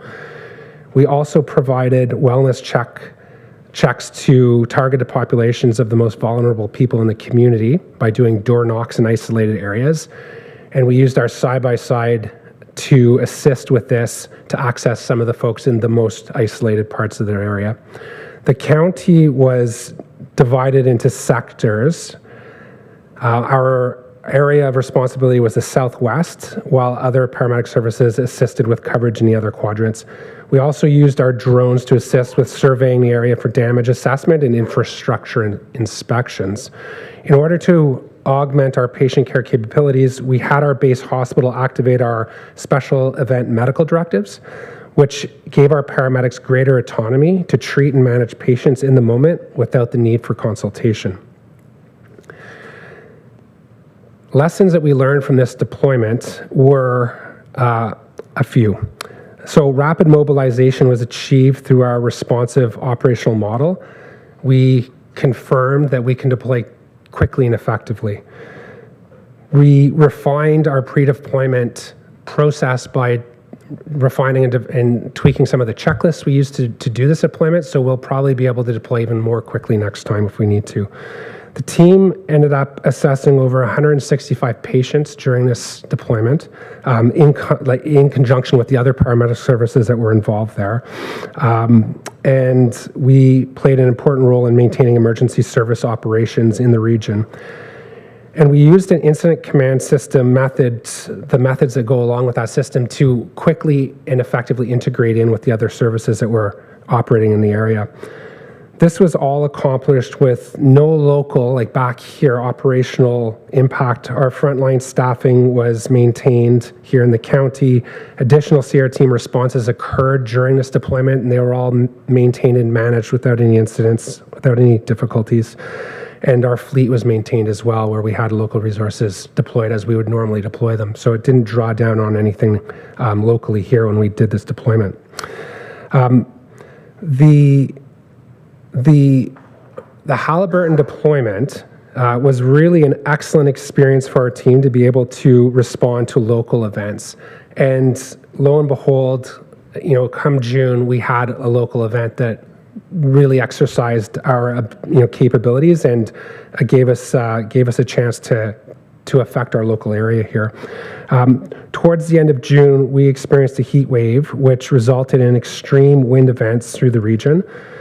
Borrowing from some of the lessons we learned in previous experience we've had, we were able to mobilize and react to what is unfortunately becoming a rather predictable occurrence. Early mobilization was one of the lessons that we drew from, and we ended up upstaffing our command and management staff during the worst of the storm days, which allowed for greater oversight and deployment of resources. We redeployed our community paramedics to conduct wellness checks on our most vulnerable population. They did proactive outreach which included 30 phone call check-ins to clients who are experiencing power outages, 30 for heat-related concerns, 77 in-person wellness visits to vulnerable patients in the MESA and the community paramedic programs. And paramedics also visited local cooling centers 17 times to support access with hydration and relief from the heat. We ended up serving 7 heat-related calls during this time period, which we also had a number of deployments of note. And I'm just going to walk you through some of the ones that are of note during this time period. So the first one started on June 19th. It occurred at Eagle's Nest in the Calabogie area. CR team was activated following reports of a female who had fallen from the Eagle's Nest lookout, a high-risk cliffside location, as many of you I'm sure are aware of, in Renfrew County. Upon confirmation of the incident's nature and the terrain that was involved, a coordinated technical rescue response was initiated involving multiple agency ground support, drone reconnaissance, and aerial extrication by the Joint Rescue Coordination Center and the 424 Squadron out of Trenton. CR team paramedics were the first on scene, conducted initial patient contact and care, and coordinated with Orange and the JRCC to facilitate the safe hoist extrication from the cliffside. This deployment emphasized the value of rapid technical response capability, drone integration, and multi-level incident command for complex terrain rescues. The next call occurred in the Combermere area on June 21st when CR team medical response team was activated following a 911 call concerning 2 individuals experiencing medical emergencies on a remote trail near Gun Lake. The incident involved coordinated efforts between Sierra medical personnel, the OPP, and Orange. Prompt and professional action resulted in patient contact, successful treatment, and safe extrication without serious injury to respondents or to patients. The next call occurred in that same time frame when we had that very significant wind event come through, and this created a series of calls from that. So the first one was on the night of June 21st, where Sierra team responded to a very serious pediatric trauma incident at a remote campsite on North Depot Lake within Algonquin Park. This is accessed in the Brent area of the park. The incident was reported via satellite communicator, which allowed for our team to maintain communications with the party involved, which gave us really crucial information about the patient condition, and we were able to coach and provide support before we arrived as we were kind of making our way into that call. Sierra paramedics coordinated with OPP and Ontario Parks to access the site through heavily obstructed forestry roads. After a multi-hour effort, clearing over 100 trees which had fallen across the roads and conducting a 2.5 kilometer paddle, paramedics finally made patient contact just after sunrise. The patient was treated and stabilized before being airlifted via float plane to hospital for hospital transport. This deployment really demonstrates the Sierra team's advanced capacity for extended remote response, interagency coordination, and high acuity field care in wilderness conditions. During that same time, rolling into the next day, we did another response. This one was in June 22nd. Sierra team personnel were deployed to Algonquin Park following a distress call from a remote island on Opiongo Lake. A severe weather event, the same one that caused the issues up in North Depot, which involved tornadic winds and falling trees, caused injuries across multiple camping groups at multiple campsites. The emergency call was initiated through an iPhone satellite messaging device. So somebody with their iPhone being able to connect directly to a satellite, this is what is leading to more calls. They were able to reach out and say, hey, we need help. They indicated there was possible life-threatening trauma and multiple persons at risk. Sierra's marine-capable paramedics responded promptly using a rapid response boat, assessed several parties, and ensured safe extrication and treatment of injured individuals. This complex multi-site response highlighted the critical role of Sierra Marine Operations in remote wilderness emergencies, the benefits of drone assistant reconnaissance, and areas of system improvement where we worked on marine navigation, equipment readiness, and after-hours pilot activation. This led to the next call, which was the same day. On June 22nd, the Sierra team was deployed to support emergency operations following severe weather, again, likely tornadic in nature, that caused widespread damage at a heavily occupied provincial park.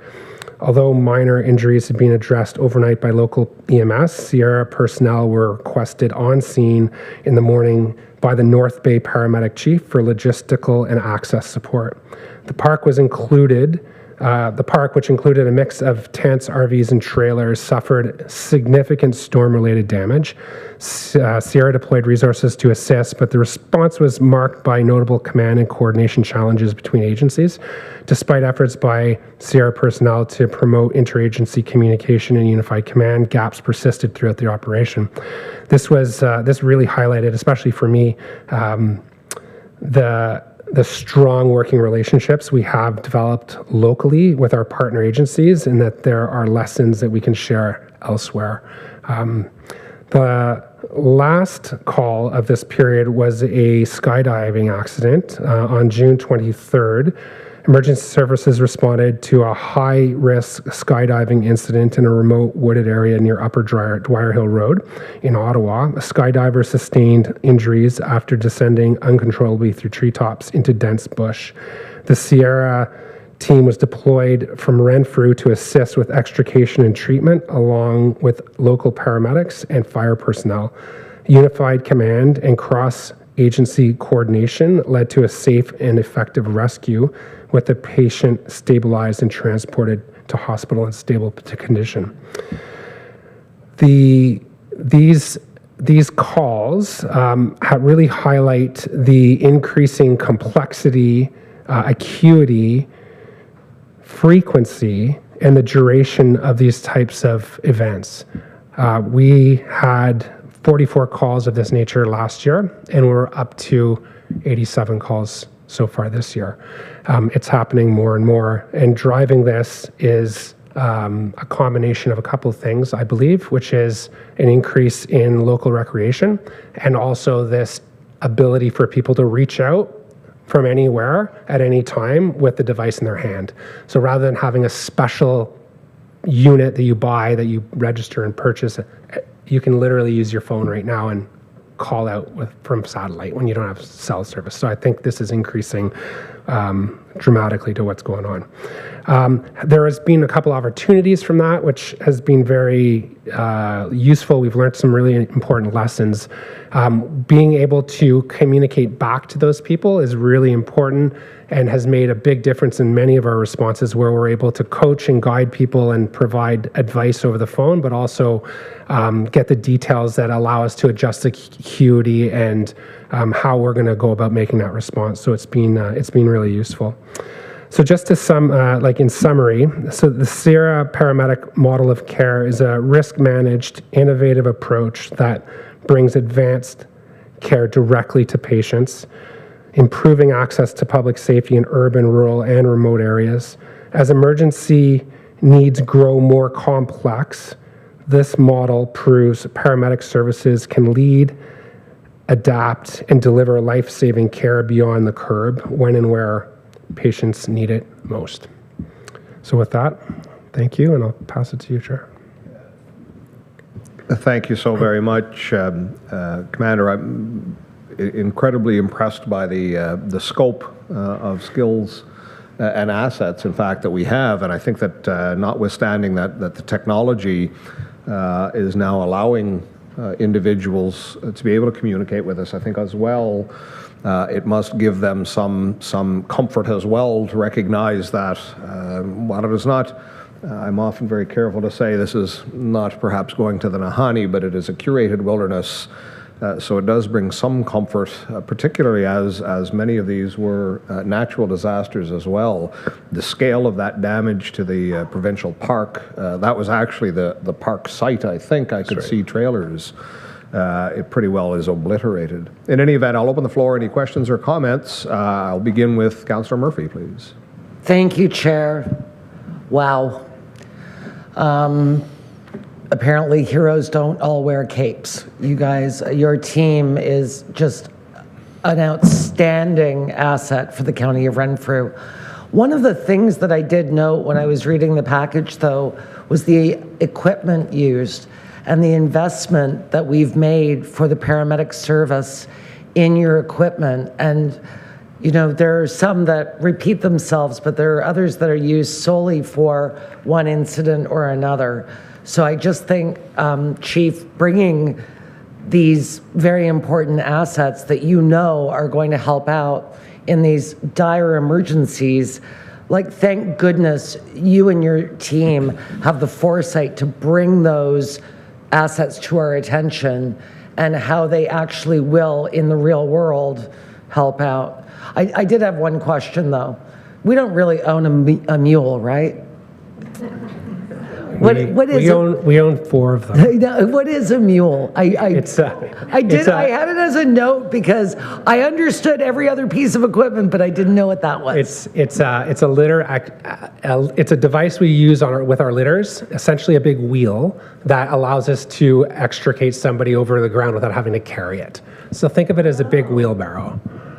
Yeah. Once it's all set up, it's kind of like a wheelbarrow. Thank you.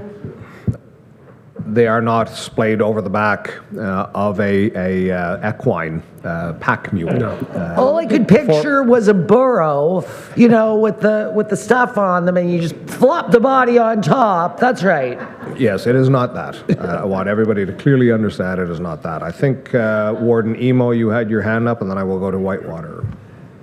Yes, thank you. I've had a lot of comments from Halliburton, thanking us for our service and making note that the expertise that we brought is quite envious to their service and the other services that were present as well. So just there's always unofficial comment and criticism. And in this instance, it's all positive comments. There is no criticism, not that we expected any. But thank you very much for that. And I think it's important these chambers recognize the value of collaborating and assisting other communities. We may be not in that position at some point, but at the same time, it demonstrates our resources and our ability to respond and learn, as you'd said, from that situation. That also then allows the interconnectability amongst the services to grow, which is so extremely important when climate is such an unpredictable monster at this time. So thank you. Thank you very much. Councillor Nicholson, please. I'll echo thank you for all your service, and it's an important one and growing, obviously, in demand. So thank you. A couple questions, and they're more from an emergency response perspective, so maybe more general than specific to the Sierra team. The first one is about cost recovery. When we deploy outside of the county of Renfrew, Halliburton, for example, I'm curious how that cost is recovered. And the second one is into the Algonquin Park. Obviously, there's no ratepayers there that are contributing to your response. How do we cost recover support in those two kind of instances? Chief, do you want to take that one? Yeah, thank you, Mr. Chair, and thank you for the question. It's a very important component of what we're doing.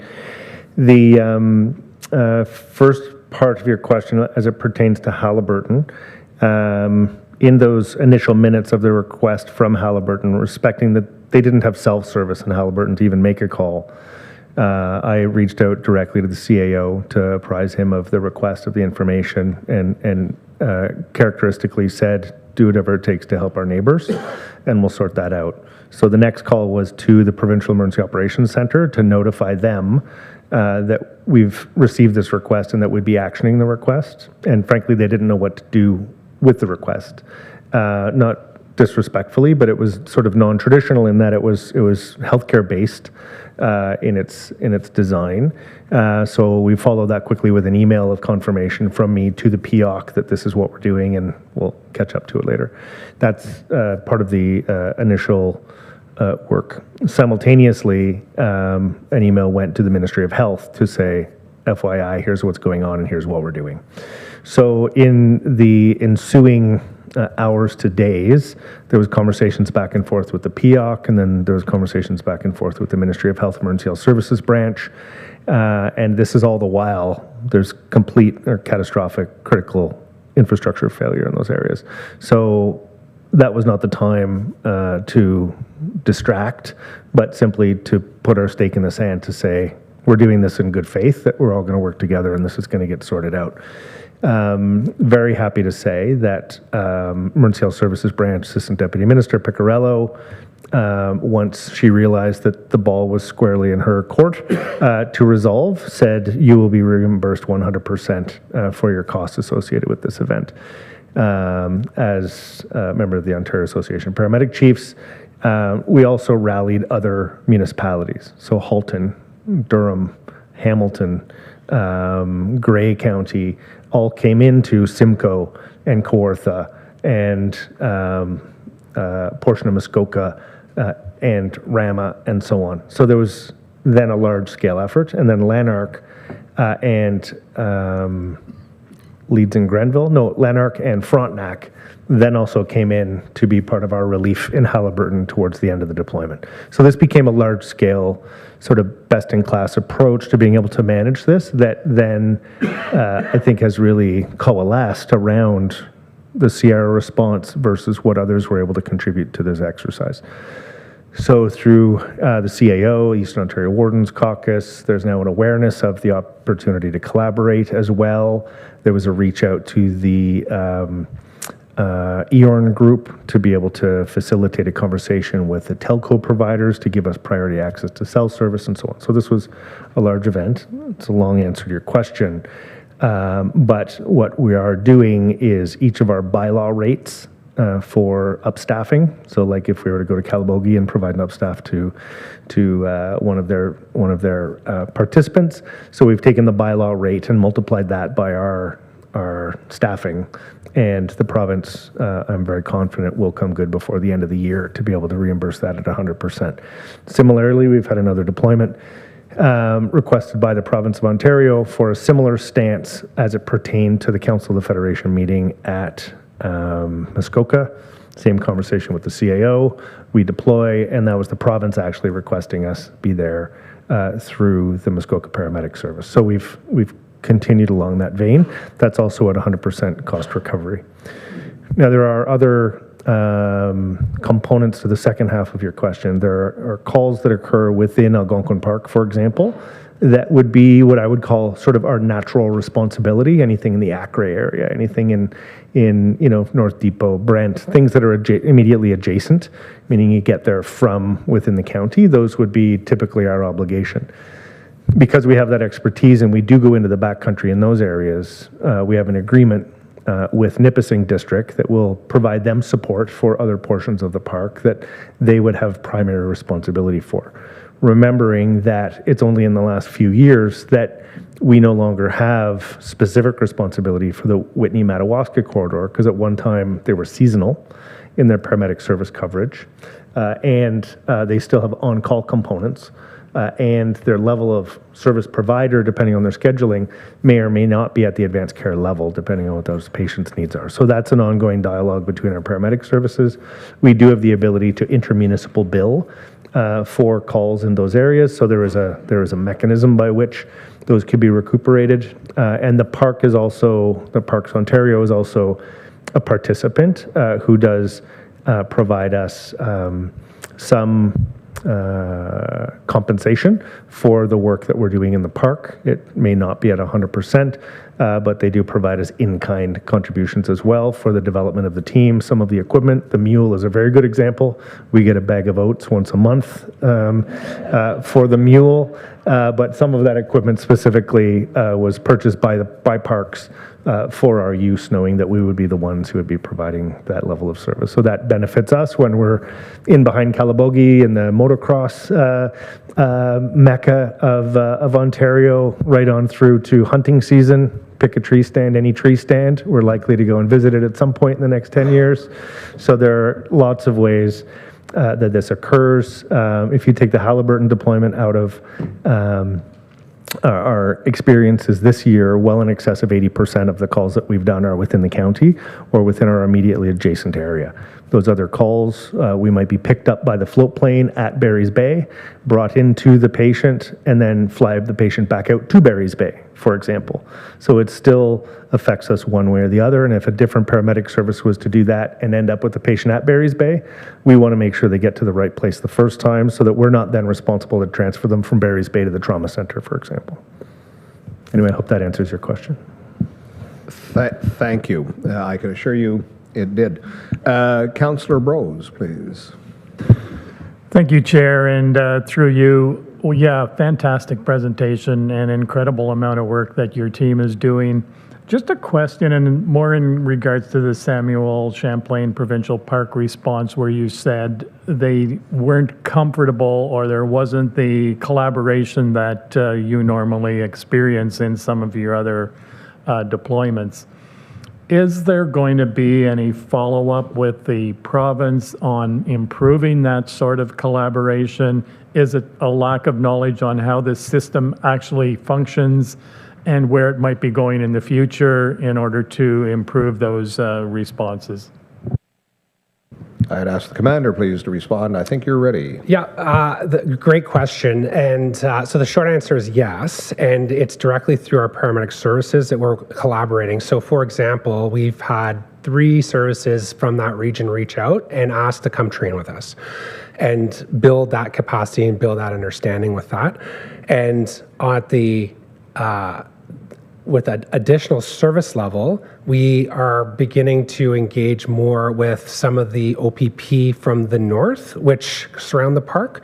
That has built like we just ran a call a few days ago and And this is how this happens, the socialization of what we do, how we do it, and the effectiveness that is developed. So they're going to go back now and say, okay, next time we work with them, we know what to expect. They know how to get a hold of us. So these are the things that are happening. It happens organically, quite frankly, through that. And it's been very successful so far. So those are some of the lessons that we took from that and reached out and say, hey, how about you guys come down here, or maybe we can go up there and do a little training with you. So I've had 3 meetings of that nature in the last month.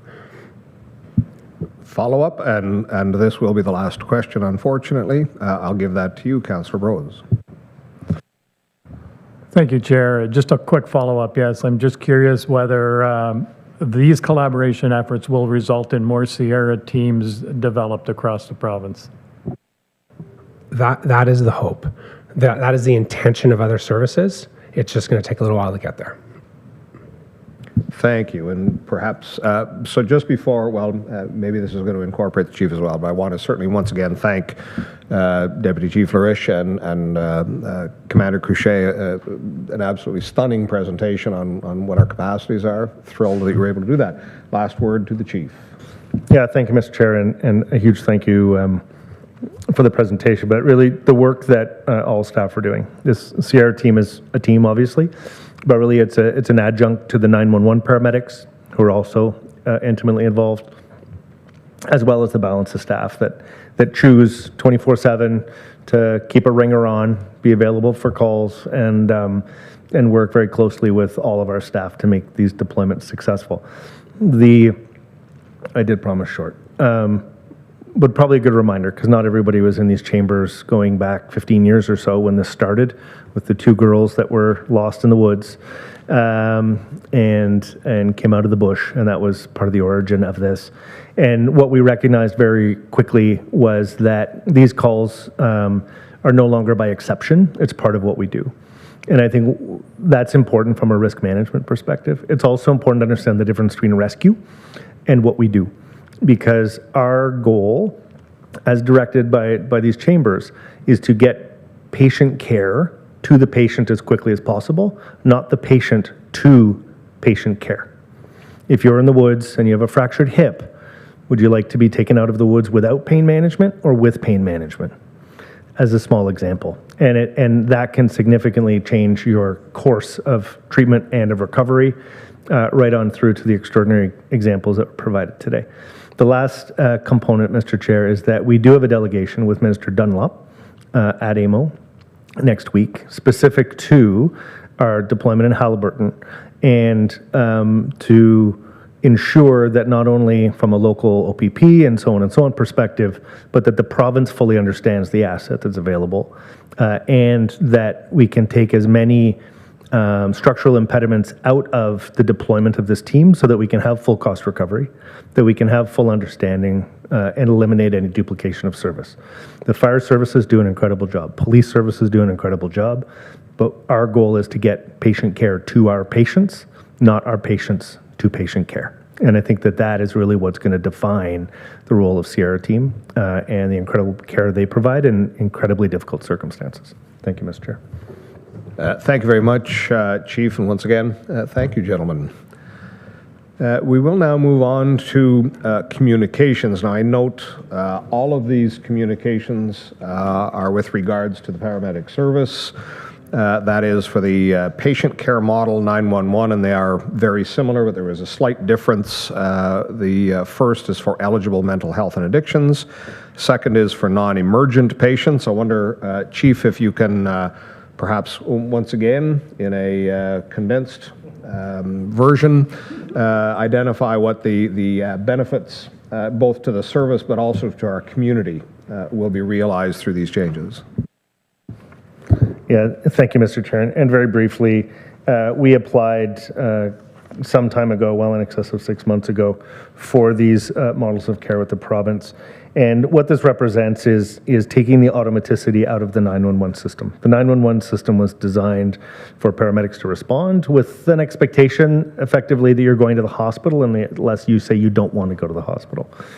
So the legislation was very prescriptive. Obviously, with the breadth of services that are available to paramedics and their clinical practice guidelines, we can now offer care in the home with an expectation that going to the hospital would not provide any additional care to you. So that is the notion of treat and refer, and treat and discharge. The treat and discharge is effectively will provide you the care that you require wherever you're at, without you having to effectively say that you do not want to go to the hospital. This is not a matter of duress as it was once defined. Now it's an opportunity to say it's safe, it's reliable, and here are some opportunities for general 911 calls, and as well for those with mental health and addictions. And I think that that's critically important, and something that through community paramedicine and other means we've been able to work through. This really legitimizes that process under the Ambulance Act as it currently states. Thank you very much, Chief. The final communications, will kind of lead this one because it's very good news for us. And in fact, it's kind of keeping with the theme of my comments or my question to Pastor Henderson this morning in the Grinds delegation, and also certainly connected to the delegation that we just heard, which is necessity breeds invention or innovation. And we have certainly seen that in the not really evolution of the emergency services, the paramedic services, but more revolution within the paramedic services. So community paramedicine is long-standing. It's been, that initiative had been stood up before I came along to this room, but the scope and scale of what our community paramedics are doing now is constantly changing and evolving and increasing. So incredibly good news that the CPLTC, or Community Paramedic Long-Term Care, has now been granted the full funding. The permanent funding, or as we often describe, is the every year decided by vote of the provincial legislature permanent funding. But nonetheless, it is an incredible leap forward in recognizing the value that this is bringing in multiple areas, that both our residents can feel that they are being supported in their homes. But secondly, we're very much aware, acutely aware, of the increasing and growing, almost on a daily basis, wait list for long-term care. So ALC, or alternate level of care, has long been a bug within our health system overall, and this is yet again demonstrating how services can be innovative in addressing, if everyone recalls, in 2018, hallway health.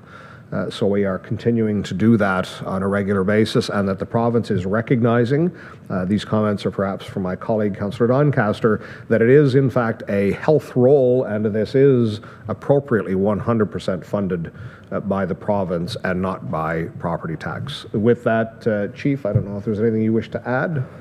Thank you, Mr. Chair. I guess two historical components. The original test of this program was funded by Dr. Cushman as the CEO of the Champlain Lynn in his former role, to be able to support 32 patients in Deep River. Some may remember Ann Aikens, certainly Mayor Doncaster and his community became the template by which this program is not only now funded, fully supported by these chambers, by the CAO, but it's very heartening to remember that this program was announced by Minister Fullerton at Renfrew County Place just at the inception of the pandemic, and now is an $89 million book of business in Ontario, and has also been replicated in 9 other provinces and 19 other countries. So something that started as a modest program in Deep River, keeping people safe in their own home, has evolved into something that is really a global success story. So a big thank you to all of the elected officials that have supported this program and had the faith in the paramedics' ability to keep people home safely. And thank you for that. I think the warden was well quoted to say, I think it was in Global News, if I remember correctly, that this program was our best chance at not gutting our rural communities of older people, and keeping them in their homes safely was paramount importance to him and to the County of Renfrew. So thank you very much. Thank you, Chief. I think that is a great segue to invite perhaps the warden's comments. Thank you very much. I recognize the passage of time. I know that messaging over the years has had to be adjusted, and the first bout of messaging internal to our chambers when this proposal came forward, I believe in about 2008, was to talk to, because county council at the time was not as broadly interpreting their responsibility to the health of the community. And one of the messages we gave at the time was, look, we've got a very talented staff, lots of skill, and we're not going to pigeonhole them into being drivers of people to the hospital. We want to use them. We think it's a good value for the money that we're paying. We also think it's good value for them as human beings to use every skill that they have, every skill set. And there was a conscious decision to ensure that we moved to acute care paramedics. And the other thing was it was recognized that we had to demonstrate how effective the program was. So there was a commitment to research and to demonstrable results. And I think all of that allowed us to, through generations of county council, there's been at least 6 that have gone to Queen's Park on a regular basis, speaking with one minister or the other, providing information, saying, look, this is essential to rural Ontario. Then there was the treadmill to AMO and Roma and through the paramedics chiefs as well. So it's been a concentrated effort by 100, 150 people plus staff, but it's been led by the paramedic staff using their just unmatched skill set, which has made this program. But congratulations to our paramedics, but also congratulations to past members of this chambers, even the quiet ones that didn't say anything but voted yes, and so they could take pride in the fact that you shaped our community, but you also shaped other communities. And as the chief noted, we take care to people. We don't take people to care. And I think that was one of the very first episodes of that. So congratulations to everybody. Too often in municipal work, we move on to the next project and don't take 5 minutes to think about it. So I hope you take 5 minutes to think about the accomplishment and build on it. Thank you. Thank you very much. But the 5 minutes shall be taken on while somebody else's committee is underway, not while this one is going on. I would now seek a resolution that the communications be received as information, please. Councillor Service, seconded by Councillor Murphy. I will accept 2 questions, or none if there are none. I see none. Thank you very much. We are moving forward. All in favor? That is carried.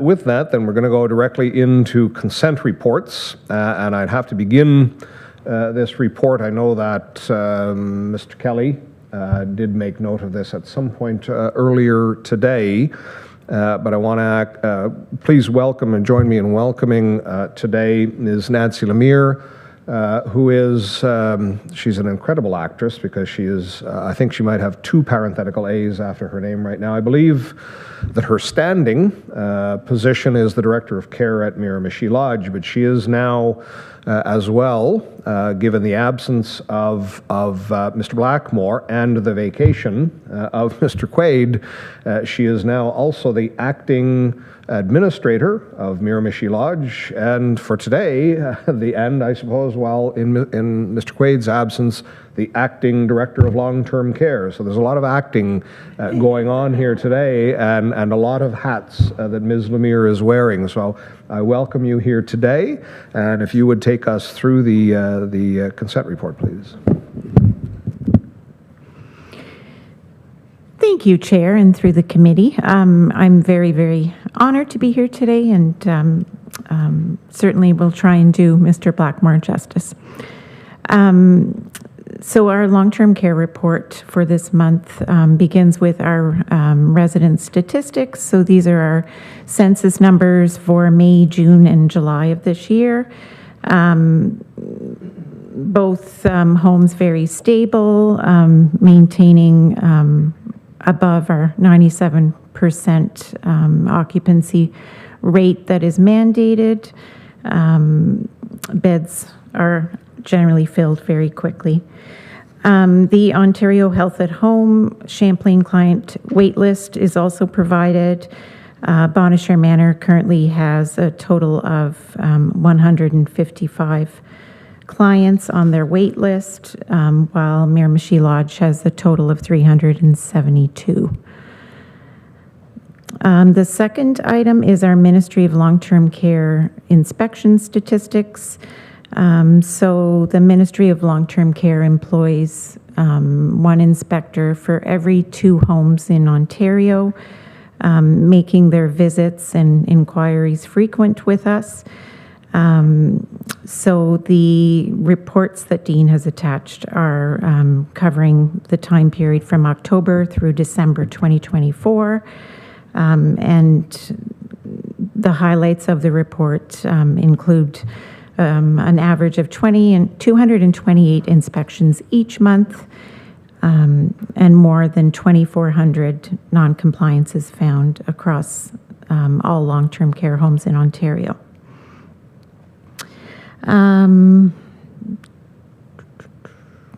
Top 3 reasons for issuing notices were related to the resident plan of care, infection prevention and control, and skin and wound care. Item number 3 is delegated authority. So it speaks to several items that were delegated authority bylaw items, and they include A, which is our 2025-26 level of care funding increases. Both homes will receive a funding increase of 2.1% in the level of care per diem funding. With those changes, the total level of care per diem will be $212.53 per resident per day. Combined with our case mix index adjustment, the estimated impact on 2025 funding is an increase of $166,258 for Bonnechere Manor and $179,347 for Miramichi Lodge. And that is more than budgeted. Part B speaks to the garbage compactor that Bonnechere Manor has replaced. C is the auto floor scrubber that Bonnechere Manor is replacing as well. And D speaks to the flooring replacements, which are all equipment upgrades for the manor. Thank you very much. Very well done on your inaugural reporting, Ms. Lemire. Thank you. I would invite any questions or comments on any of the items in the consent report committee. I will begin with Councillor Nicholson, as always. Thanks, Chair. And I appreciate the report.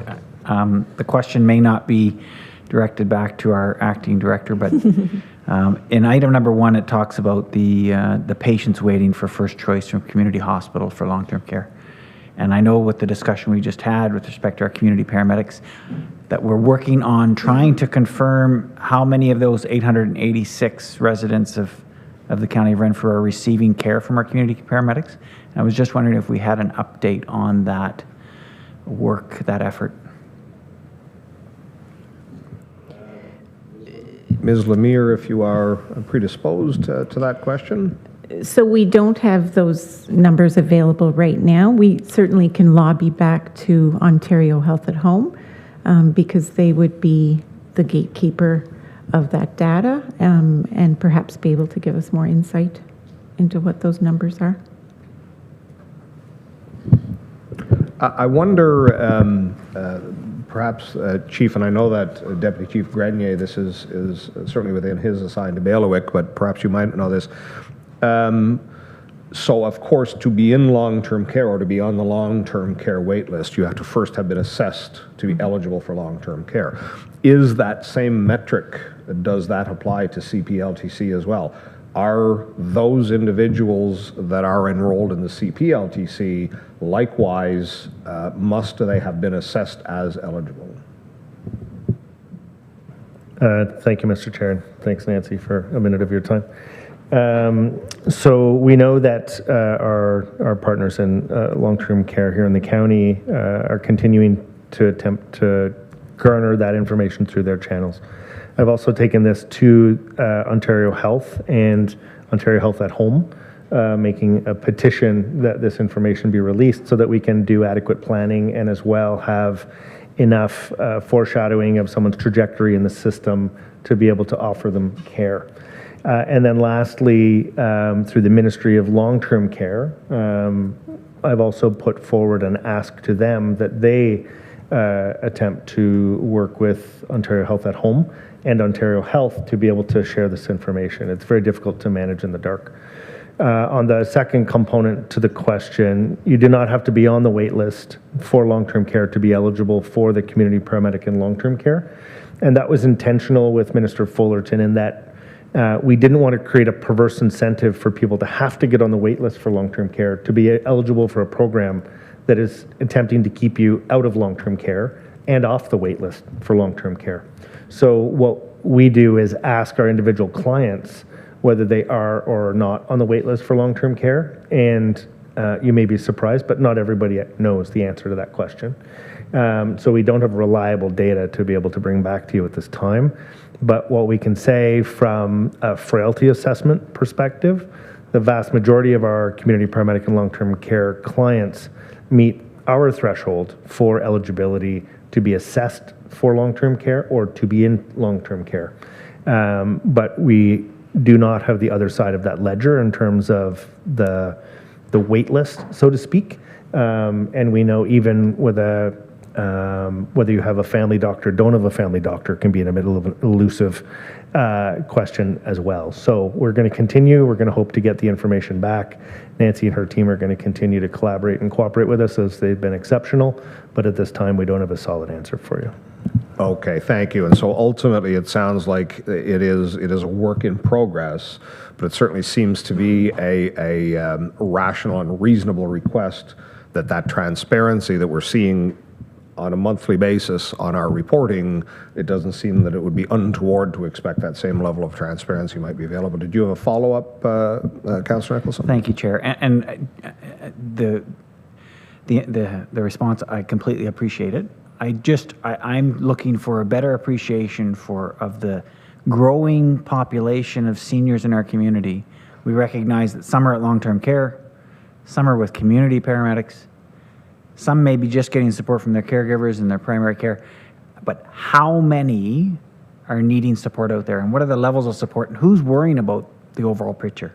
It sounds to me like a combination of 2 or 3 different silos that I just want to make sure, like the Chief has mentioned, are communicating with each other to make sure that we are enabling seniors to stay in their homes as long as possible.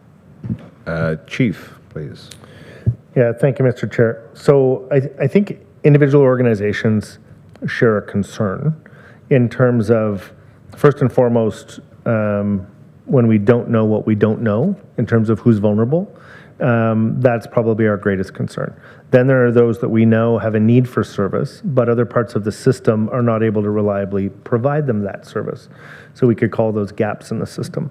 And then we have those who have evolving health needs. Just because you happen to have had a stroke yesterday doesn't mean you're not going to have heart failure tomorrow.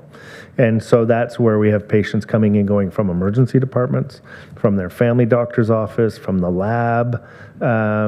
And that's why we've taken a very broad approach of allowing anyone to refer people to our community paramedic program, so that we've taken really a crowdsourcing based approach. We have a significant number of referrals from family physicians, emergency departments, geriatric emergency nurses, and home care staff themselves referring patients to us because the services that they're allocated to provide to that patient may not be meeting their whole need, or especially in rural parts of Renfrew County, having the reliability and the availability of certain home care-based services or even volunteer-based home services are not able to meet that patient's needs. Those are the patients that we see frail, failing, and requiring a 911 call, which is why our 911 paramedics even refer patients into the system.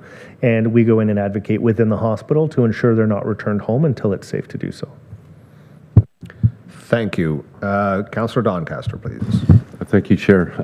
Question around the wait list. Acknowledging that we only have control on basically 2 homes in the county and the acting director. But there's a lot of work done to try to get patients, clients, residents into the home of their first choice. And we've got these two columns. One's the wait list for either from community or the hospital, and the second is a transfer from one home to the other. What is the process, or how can we fix the process, acknowledging that we only have control over the two homes, but it's a problem in the whole system is once somebody's in the long-term care system and they're not in their first choice home, there seems to be just this understanding that, okay, they're getting care now, it's not really, their first choice isn't that important, and there's no emphasis to put on to transferring that person to their first choice. What do we do to fix that system? Like, as an example, like I know of today, I don't know, but a month ago, a resident of Cobden that was at North Renfrew long-term care, and 2 residents of Deep River that were in Cobden. And they'd been there for months and months, and there was just no effort to move them. So is there a way that we can fix that system? Or that's as much as a question. Ms. Lemire, I think that this is your trial by fire. Hopefully you have the solution. So that's a interesting question. The Ontario Health at Home team has their internal processes for how they determine how the beds are offered out. We do communicate between homes if we are aware of someone that wants to be transferred to another facility. And so we can definitely advocate inside the home, but it is truly the Ontario Health at Home team that knows who those people are and who is waiting to be moved. A lot of times we find out internally because family is telling us, you know, I'm driving all the way from Deep River or whatever the case may be, so we're able to advocate for them. But might be something interesting to take back to Ontario Health at Home, just what is their process. Yeah, thank you, if I might. Yeah, and as I mentioned, I think there's, from Ontario Health's perspective, they're, and rightly so, they're getting people into the system or into a residence, and that's the most important thing. But then they kind of, it's just transferring somebody to their first choice after that is just not a priority, and we're struggling with how to address that system kind of thing. But thanks for the recommendation. We'll go down that road. Yeah. Thank you. Anything further? And if there's nothing on this one, there were 2 other items. One was the inspections, the report on the inspections in Q4, and also the delegation of authority. Just in Mr. Blackmore's absence, in his near inimitable fashion, take a gentle poke at the inspection regime that ensued following COVID, and certainly recognizing that long-term care experienced the most devastation from COVID. And I want to be very careful. It is vitally important that our long-term care homes of each variety, not-for-profit, municipal, and for-profit, that, of course, they are safe and well-run. However, it has occurred to me, even with respect to how within my municipality, landfills are monitored. If you have established a track record, is there not a means whereby the interval between inspections can be adjusted? Because, as Mr. Blackmore has noted often, there's scarcely, I think, a time when there's not an inspection ensuing at either Monash Manor or Miramichi Lodge. So it might be something to take into consideration that as we increasingly put COVID, I hope, into the rearview mirror, that we can be much more pragmatic in how we are keeping on top of these things. And anything on the delegated authority, there will be coming up in discussion The floor scrubber will kind of have an incidental comment as we get into discussion. With that, then, I will turn it over directly to Chief Nolan for the consent report for emergency services, please. Yeah, thank you, Mr. Chair. And briefly, as it relates to today's consent report, item number 1 is the ambulance service review for the County of Renfrew. So this is tantamount to our accreditation process with the Ministry of Health. We've just received notice, 90 days notice, that they will be here on October 28th, 29th to go through a similar process to that of the homes that some of you may be familiar with, where they go through both an administrative and operational review of our practices and ensure that we are maintaining compliance. And in doing that, they also review several hundred patient care reports to ensure that the level of care provided is consistent with the current regulation. So we look forward to welcoming them, to showing them how we do business, and hopefully they can take some ideas away. Many of these are peer reviewers from other services in the province, so we welcome their involvement and are confident in our readiness and preparedness for this visit. So staff will be diligent in preparing the files such that we go through the process in as quick a time as possible. Item number 2, Mr. Chair, is related to healthcare excellence funding, and we've received or will receive $30,000 in seed funding for paramedics and social prescribing. You're familiar with social determinants of health, so this is an emphasis towards paramedics having a very structured approach to ensuring that individuals and their as many social determinants of health can be addressed.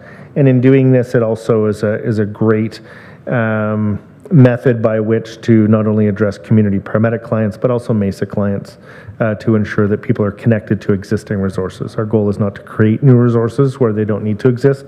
It's to amplify the utilization of those services so that people's social determinants of health can be addressed as much as possible.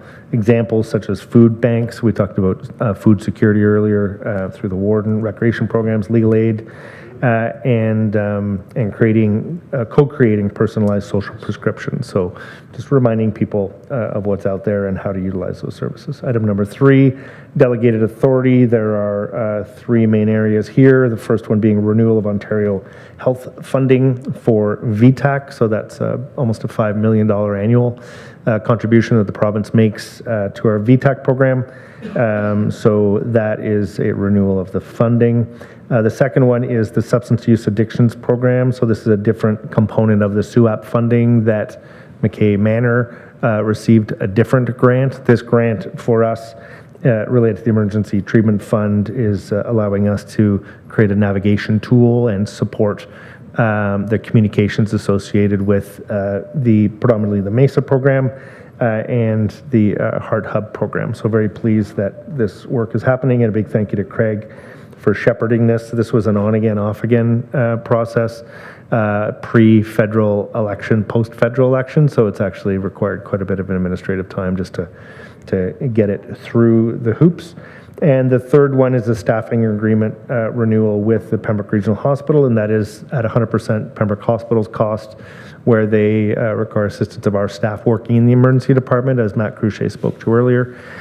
So if you do go into the emergency department in Pembroke Hospital, chances are there will be a paramedic working there, not in traditional 911 uniform, but actually in scrubs, much like you'll see in the Armed Power Emergency Department as well. And that's 100% funded by the Pembroke Regional Hospital and our partnership with them. And just a reminder that we also have the the offload paramedics working there at 100% provincial cost, so that we can have transfer of care seamless with as much mitigation of offload times as possible. So there's further explanation, Mr. Chair, in 3A, B, and C, and I will turn it back to you. Thank you very much. Of the 3 items, committee, any questions, comments?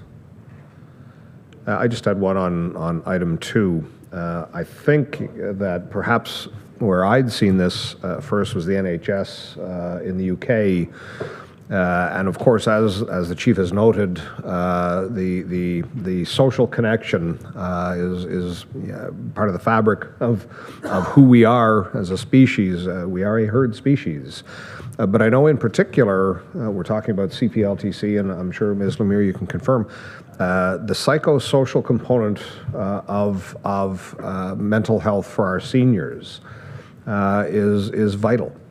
So I think that this is, while it may seem kind of curious, social prescribing, it is incredibly valuable. And I know, as he has indicated, across the spectrum, but certainly within our seniors community, and isolation is such a challenge for them to continue to feel part of the vibrancy of that community. So I'm thrilled, actually, at that one. Anything further? If not, then I would seek a motion, bear with me one moment, that the consent reports be received as presented. Councillor Breaux, seconded by Councillor Mayville. All in favor? That is carried. Thank you.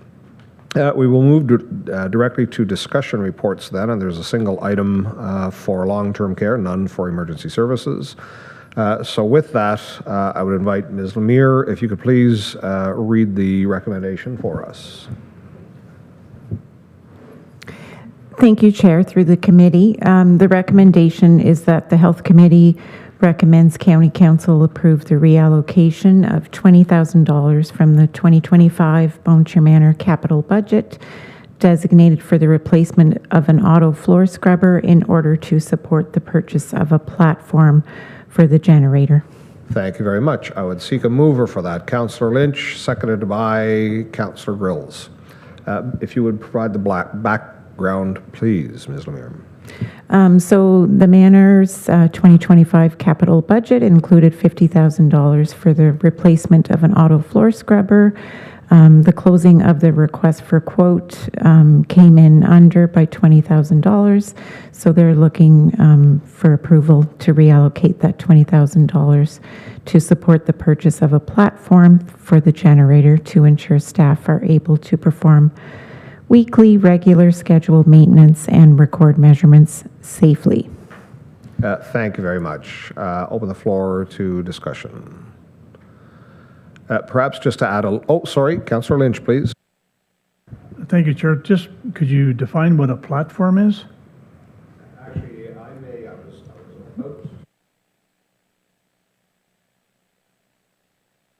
in speaking to Mr. Quaid before he departed, I had essentially the same question.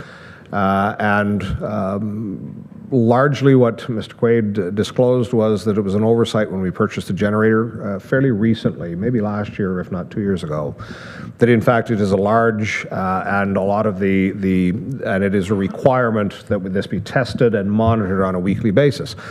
And the platform is essentially a catwalk, let's say, because currently it requires the property staff to take a ladder out once a week to climb this. And I don't know what the lifespan of the generator is, but it will be measured in decades. And that this is a role that is required once a week suggests, from a health and safety perspective, much safer to have a standing platform that would facilitate this use. Anything further? Seeing none, all in favor? That is carried. And I think, Ms. Van Starkenburg, we still receive the report as a whole. So could I have a motion to receive the the Health Committee discussion report as a whole, please? Councillor Hodenot, sorry, we were a month off. And Councillor Service, all in favor? That is carried. Thank you. I believe that wraps up.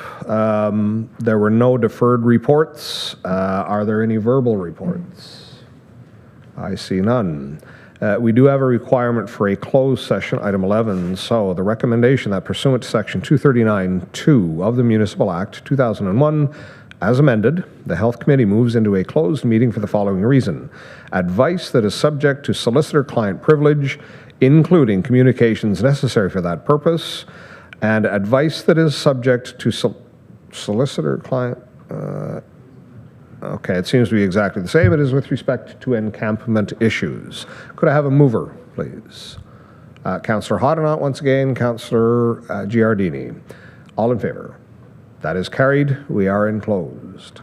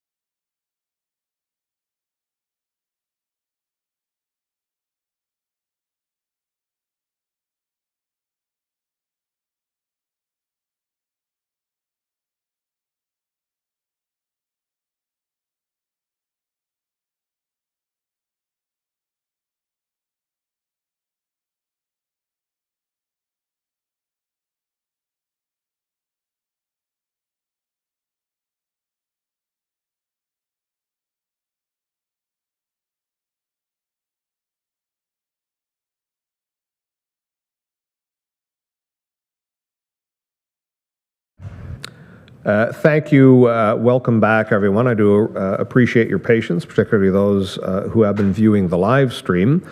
We have concluded our closed session, and which is item 11. We have concluded restoring ourselves to an open session as item 12. So, in fact, I was incorrect. Mr. Warden, I believe you have an item for number 13, matters arising from closed session. I do, thank you. An unfortunate decision has been made that, I think I have put some thought into responding to, and I'd like to present it to Council. As we're aware, the City Council, City of Pembroke Council passed a recent motion, and once I get this on the floor and get a seconder, then I can offer a little more context. So whereas the County of Renfrew recognizes its responsibility to ensure public safety, environmental protection, and community well-being along the Algonquin Trail within its jurisdiction, whereas the county acknowledges the lands along the Algonquin Trail are owned by the city, private individuals, and other organizations, and whereas unauthorized rough camping sites have been identified along the trail potentially located on county property, raising concerns about public safety and impacts on nearby residents and trail users, and whereas the county is hopeful that individual displaced campers will utilize services provided by the Mesa Intake Center, which has been primarily funded through the significant financial contributions from both the county and the City of Pembroke, including millions of dollars in unrecoverable reserve funds contributed by the county's 17 member municipalities.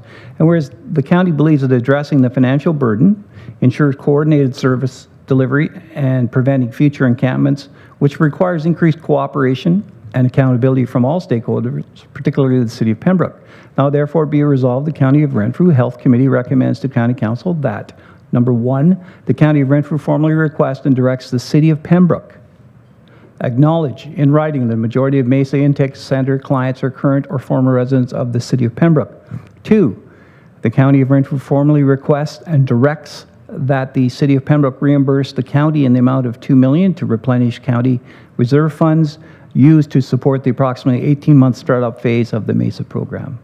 Number 3, the county requests and directs the City of Pembroke enter into an agreement whereby the city's bylaw enforcement services from April 1st to November 30 annually through till 2034 operate under the coordination and direction of assigned County of Renfrew staff to support the removal of unauthorized encampments along the Algonquin Trail within the city. This work shall be carried out in a compassionate and timely manner with the intent of improving outcomes for individuals experiencing homelessness. The county requests and directs the City of Pembroke, of course the mouse disappeared. Where are you? Starting December 31, 2025 through December 31, 2034 for the provision of these bylaw service enforcement services. Number 5, the county requests and directs the City of Pembroke agree that this $1 annual fee is inclusive and that no additional charges or cost-sharing arrangements be made by the city to the county for related enforcement or operational activities, including involving the trail during the term of the agreement. The county confirms that the Renfrew County staff, including Pembroke bylaw enforcement personnel operating under county authority, will continue to collaborate with the relevant enforcement and support agencies, and we provide examples of OPP, Renfrew County bylaw enforcement, and MESA services to ensure compassionate strategic enforcement of regulations prohibiting unauthorized camping. And number 7, county staff, including the City of Pembroke bylaw enforcement officers under county coordination, be encouraged to implement additional measures to prevent future encampments, including but not limited to clear signage prohibiting camping, enhanced trail patrols and surveillance, and I provide the example of ProTech 5 or other means, ongoing collaboration from local enforcement and outreach agencies. Displaced campers will be encouraged in a planned, compassionate, and caring manner to utilize all community services as needed, and the Mesa Intake Center to access homelessness and substance use supports. 8, the county encourages ongoing operations to remove all encampments by November 30 and to assist displaced individuals when possible within 10 business days, with progress reported periodically to the county's health committee and shared with the city and other community partners. Number 9, County of Renfrew encourages county staff, including the City of Pembroke bylaw enforcement staff under the supervision of county staff to initiate outreach and education efforts to inform the public about camping regulations and the importance of preserving the trail and surrounding environment.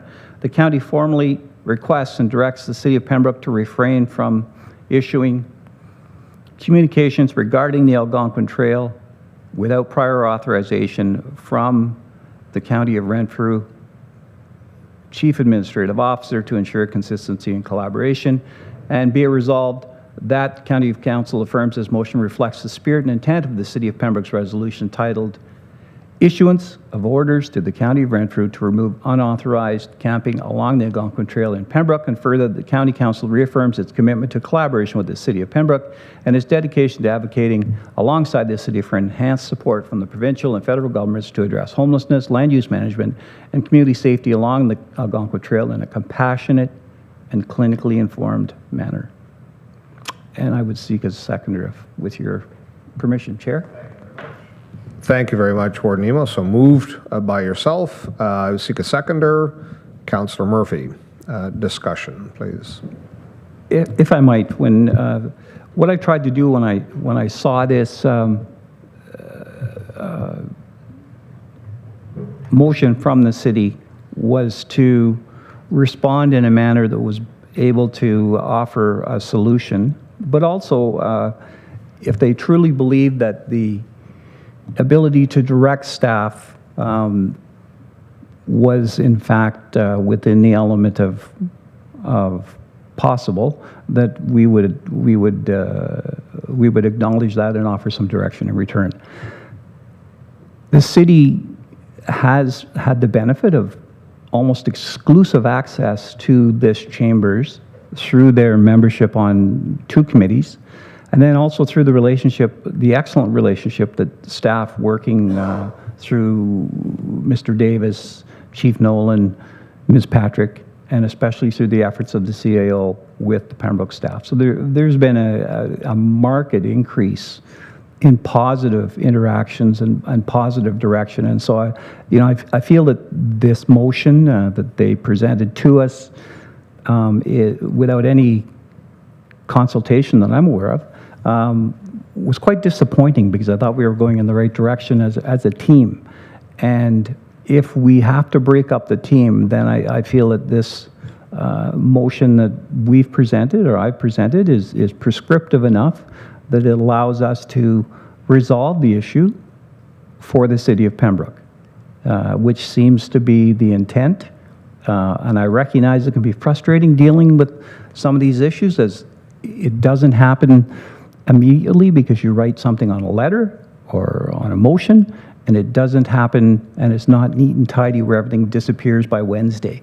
In truth, if we were inclined to move in, and I don't believe we are, if we were inclined to move in and displace people and heave them out of encampments, they would simply pick up the remains of their encampment and move somewhere else. Because in a lot of instances, these people are, and I hate to say that the way it is, our clients and our maybe possibly family members and our neighbors are, for whatever reason, not inclined to seek traditional shelter until they're ready. They may be ready tomorrow morning, and they may not be ready until the end of November, or the end of January, or 3 years from now. But our goal has always been, and is to treat these individuals as quality individuals who are in need of assistance to have a fulfilled life, whatever that means. And this motion that was presented by the city does not recognize a compassionate and measured response. It is an abrupt slap in the face to the clients of the community, and it's also detrimental to the relationship with our partners and with the city. Thank you. Thank you very much, Warden Emo. Further discussion, comment? I think that it is the issue of homelessness, mental health, and addictions continues to confound us. It is not, however, a Gordian knot. There is a solution. We are moving forward all of the time. I also note that we have, I think, over the last several years, really made great efforts, both ourselves and the City of Pembroke, to really change the dynamic and the relationship, and I think we have very effectively done so. And I think that it is important to recognize that the collaborative engagement is going to yield more fruit than one of direction and commandment, etc. I recognize the scourge. It's important to recognize that within the Renfrew County and District drug strategy that was, the group, the steering committee that came together for that was an amalgam of about every agency that there is in Renfrew County that contributes towards this solution. Councillor Giardini and I were very fortunate also to be the delegates from this body to sit on that. But there are 4 components. And it's important to remind everyone again that those 4 pillars are prevention, harm reduction, treatment, and community safety. And I don't think we can fully advance on all of them without advancing on all of them. Or rather, I don't think we can advance on any of them without advancing on all of them. And community safety, of course, is one. And we have to be very cognizant of the impact on our community. So having said that, I certainly think that the resolution that is now before us will certainly resonate with our partners at the City of Pembroke. However, it is recommending this for the next meeting of council, which today is the 12th, so I'm assuming that that would be the 26th.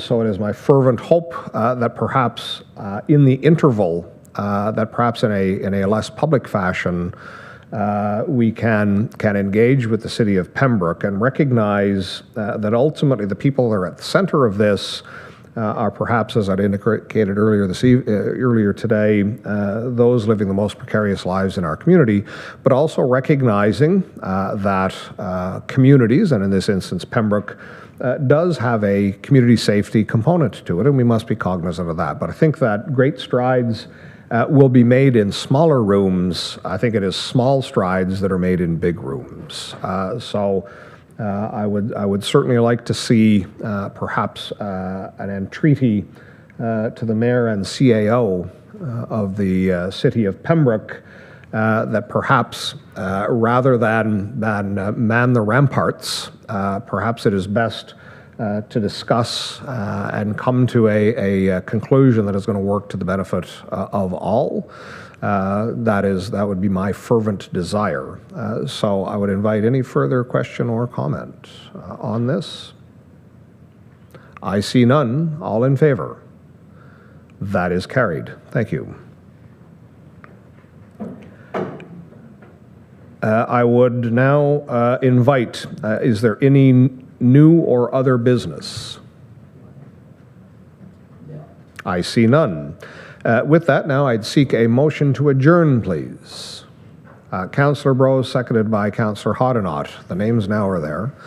I would invite, just before I do actually, I want to respond to Ms. Poplinski's request. For those who are live streaming, upon the vote to adjourn, we will so adjourn, but we will probably be something on 10 to 15 minutes as we play our musical chairs. So as 10 minutes, I am being requested by that Anne Giardini, Councillor Giardini, that will assume this chair. So we will give 10 minutes. At 3:26, community services will come to order. And I would call the vote. I'm going to have to, it's a false start. The pistol went off again. All in favor of it? Sorry. Oh, I don't have a mover and a seconder for adjournment? I thought I did. Yeah, Councillor Brose and Councillor Hoddinott. I know it's been a long meeting, Evelyn. Welcome to my state of mind. 2 hours to the minute. So I will once again, for the third time, all in favor. It is carried. We are adjourned. You now have 9 minutes, Councillor Giardini.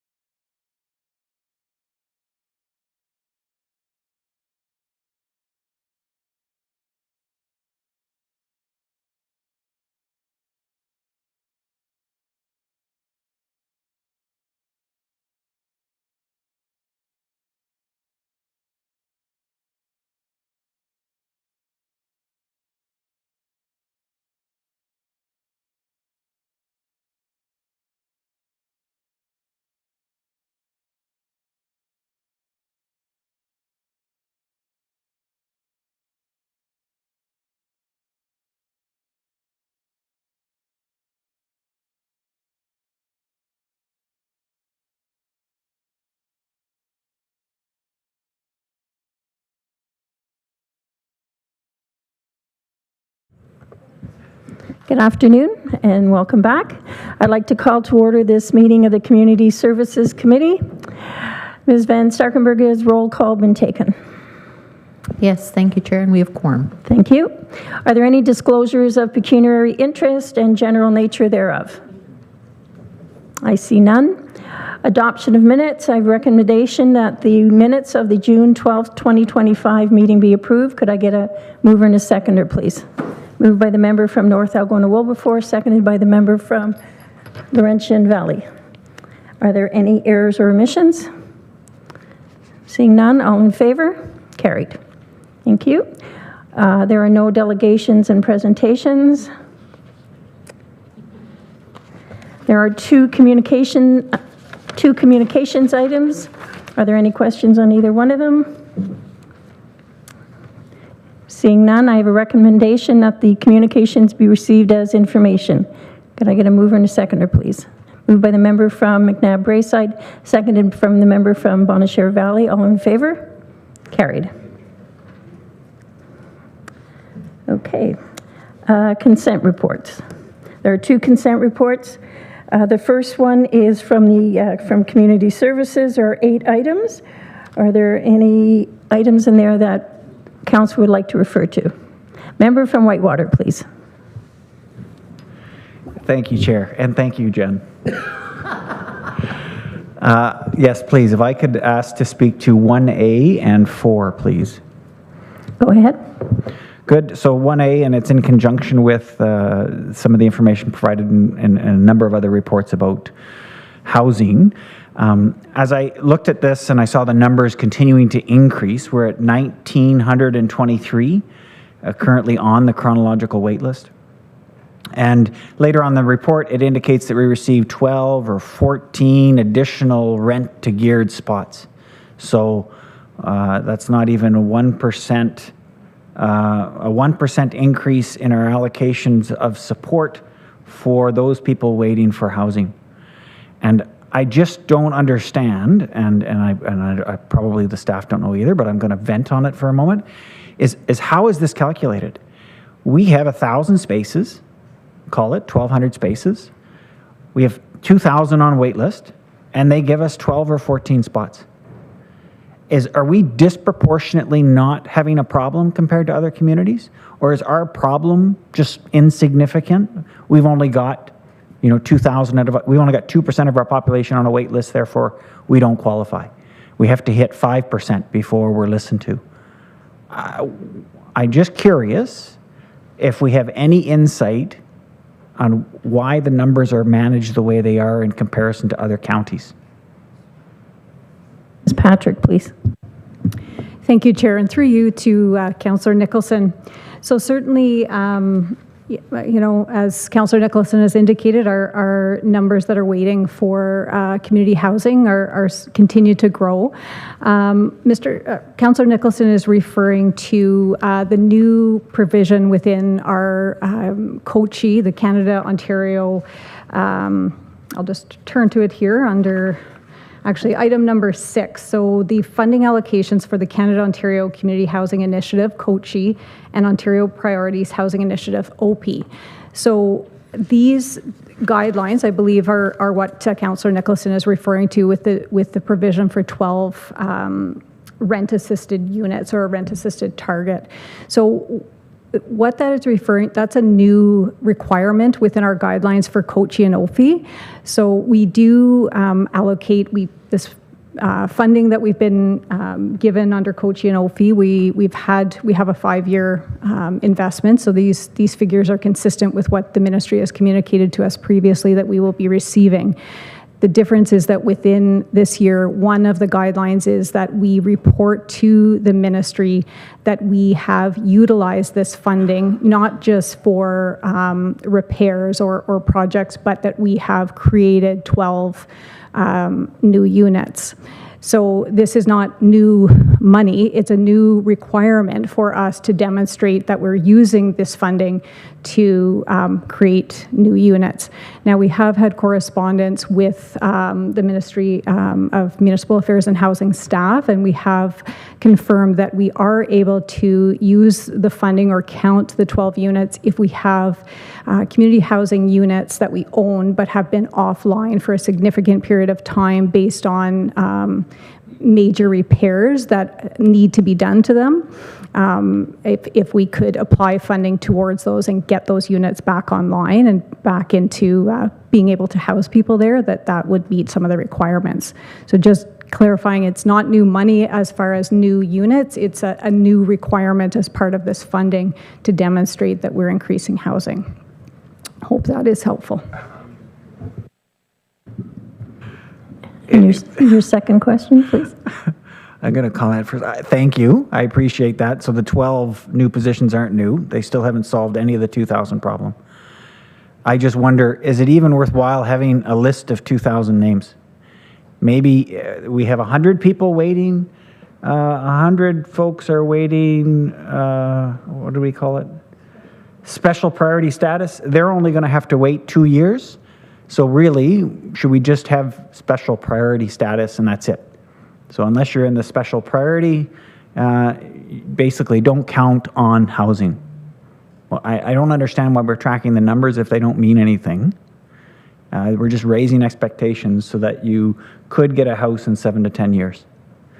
So I don't require a response. I'm just venting my frustration in this list. Okay, so I'll ask my second question. I'll yield the floor. Actually, before you go on, is your question, Warden, related to this? Okay, Warden, please. I recognize, Chair, through you to our member, that it is frustrating and it does seem to be misleading, and it's all of that. However, if we don't track those numbers, funding sources have a way of saying, oh, there's no need. And so if we have just the most sensitive people, or the most immediate people, which is around 100, and not the fullest of the story, then I think we'll get lost in the shuffle where money will be reallocated to areas where they explode out big numbers in press releases. So I think, unfortunately, we have to collect those numbers. Member from Bonnechere Valley, please. And if I may, Chair, I'd also like to respond. The flip side to this, in our recent Roma meeting, one of the members was discussing a municipality in his zone that received $18,000 for a multi-million-dollar project. And so that won't even cover their planning fees.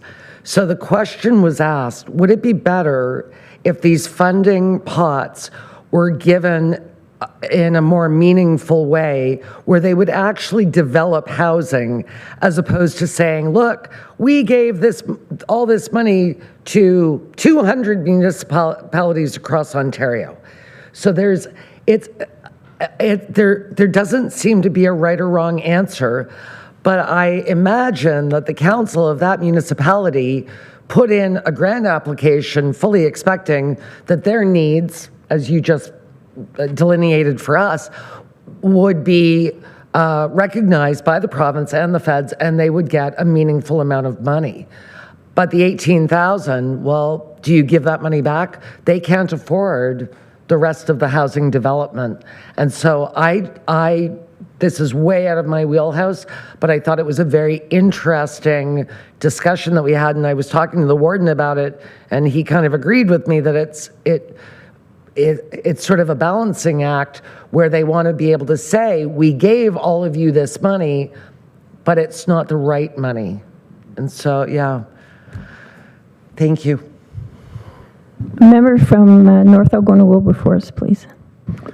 Thank you, Madam Chair, and I'll just weigh in a little bit on this as well, because if I also look at the B item, which talks about the Ontario Works caseloads, and they're increasing month over month as well. And I'm curious, I'm thinking that maybe some of the increases in these caseloads are a result as well as more people becoming homeless or having to deal with this wait list, and not having any increases in the funding for People on Ontario Works since 2018. The problem just keeps growing, and if the province isn't willing to provide even inflation protection, I don't see how we're going to ever get to a point where we start bringing down those numbers. And that is something that will be presented at the AMO conference in one of our delegations. Absolutely. Thank you. Councillor Nicholson, please. Thanks, Chair, and I appreciate you allowing the discussion. I think it's important that the public knows that we're as frustrated as they are with some of the supports for housing and Ontario Works. So item number 4 is a positive note one. I just wanted to highlight to council or to the committee and to the public that we received these 261 childcare spots. I think we received them in April or May. They're already distributed. Like, it's incredible what the staff have done through a mere 2 months, including the summer holidays. I think it's outstanding. They need to be recognized. We obviously had a need for them to act so quick. I was just wondering if the director could provide any input on how many spots are left after the process. What's the ongoing demand? What have we satisfied the problem? How satisfied is the problem? Ms. Patrick, please. Thank you, Chair, and through you to Councillor Nicholson and to committee. I certainly echo your comments. Councillor Nicholson, Ms. Smith and her team worked really diligently to expedite this process. Of course, we were really pleased to have the additional Seawalk spaces, and all the spaces do need to be operational and utilized by the end of the Seawalk agreement, which is the end of 2026. So we recognize that there was certainly a need to expedite the process. Very pleased that following council's direction, the 3 non-Seawalk sites all opted in, and so those that were facing some significant financial hardships with respect to viability were able to opt in. What I can tell you with respect to the process is so there was a committee with representation from different parts of the department and the management team to assess the applications that we received based on the scoring matrix that had been designed to assess the applications based on a number of factors that were outlined in the directed growth plan. So those factors included the auspice ratio that we're needing to adhere to, so the profit versus not-for-profit, the priority neighborhoods, access and inclusion, and readiness or ability to be operational by the end of the agreement. So we did receive a total of 8 applications, and the top 4 were awarded, which are listed in the package. So to answer your question, there were additional asks for either new centers or expansions that we weren't able to approve based on the spaces had been all used up. I think there was all the spaces except for 2 were utilized, which of course in the childcare centers there's ratios as far as number of children to staff and certain rooms. So there was just 2 left over that weren't able to fit into any of the projects, but essentially all the spaces are used. In terms of the need, we've spoken in this committee in the past about currently there is not a centralized wait list for childcare in Renfrew County. All of the centers do hold their own wait lists, and many parents do have their children's names on multiple lists. So I don't have a number today, although I'm certainly happy to bring back to a future meeting the wait lists from each center, as we do get that reported to us monthly. But there continues to, I can tell you that there continues to be need, there continues to be wait lists, and certainly if we had more Seawalk spaces, we would certainly be able to utilize them. Thank you. Thank you. Are there any other questions? Seeing none. Next is the consent report for the POA quarterly. Are there any questions on that?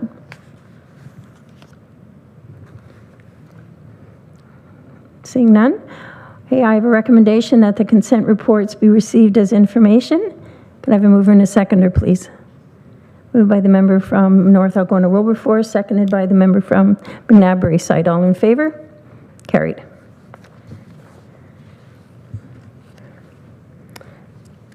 Okay, next is a discussion report from the Director of Community Services.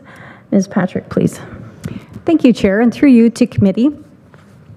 So the resolution is a request from St. Joseph Nonprofit Housing Corporation, and the recommendation is that the Community Services Committee directs staff to work with St. Joseph Nonprofit Housing Corporation to come to a mutually agreeable repayment plan where the $75,501 in overpayments from the year ended February 28, 2025 are repaid to the County of Renfrew prior to February 28, 2026, and that as the service manager designated under the Housing Services Act 2011, the County of Renfrew permits St. Joseph Nonprofit Housing Corporation to use funds from their capital reserve for this repayment should they desire. Thank you. Could I get a mover and a seconder, please? Moved by the member from Arn Prior, seconded from the member from Head Mariah. Any discussion, questions on this? Member from Whitewater, please. It's related to the issue in terms of the letter that's attached in the motion. It talks, or for the recommendation, talks about the lack of funds that our not-for-profits have the flexibility to absorb this type of overpayment over a short period of time. And my concern, the bulb that went off in my head, is that here we have other not-for-profit housing corporations that are trying to create additional housing to seek additional funds from the County of Renfrew. We don't have the flexibility to support the existing ones, and those ones don't have the ability to be able to deal with a $75,000 overage. The risk to expanding our not-for-profit housing is pretty significant. And I wanted to share that, and I don't know if that is well understood amongst the not-for-profit housing community, especially the ones that don't currently have a relationship with the County of Renfrew. I don't know if the staff can make a comment to that, or. Ms. Patrick, please. Thank you, Chair, and through you to committee. I'll make maybe just a couple of general comments and then may invite our treasurer, who's at the back of the room, to comment further, to provide some more detailed information. I think with respect to this process, just to make sure that it's give some clarity for the committee. We do have operating agreements with all of our 5 nonprofit housing providers, and we advance an operating subsidy to them based on the funding formulas outlined in the current operating agreements. And the agreements, again, our treasurer could give a very detailed account, but in essence, we are helping to provide them subsidy to offset the provision of rent geared to income units. And when we advance them based on prior year's numbers and estimates, and then there's a reconciliation that is done at the end of the year. At any time, similar to in our own our CHC, the number of subsidized units changes because those are subsidies based on a person's eligibility and household income and assets. So if those levels change, a person who may no longer be eligible for subsidy, and then the housing provider may be charging a higher amount of rent. So if we've advanced subsidy based on a certain number of lower rents, and the provider is able to charge higher rents, that's where the reconciliation is done. So I think the recommendation, certainly recognize the challenges that all housing providers, including our RCHC, face with regards to financial pressures and repairs. I think just the recommendation that's before committee is based on just the adherence to the operating model and the equity with all of our 5 nonprofits, and how the same process for everyone. So I'll leave it there, and perhaps if committee wants some more detailed information from our treasurer, I'm sure he would be happy to respond. Mr. Burke, do you have anything that you'd like to add, please? No, hey? Councillor Nicholson, are you happy with that? Okay. So in fact, he doesn't look happy to respond. Okay. Are there any other questions? Member from Arn Prior, please. Thank you, Chair. This $75,000 that we may waive, is that going to affect our budget in any way for 2025?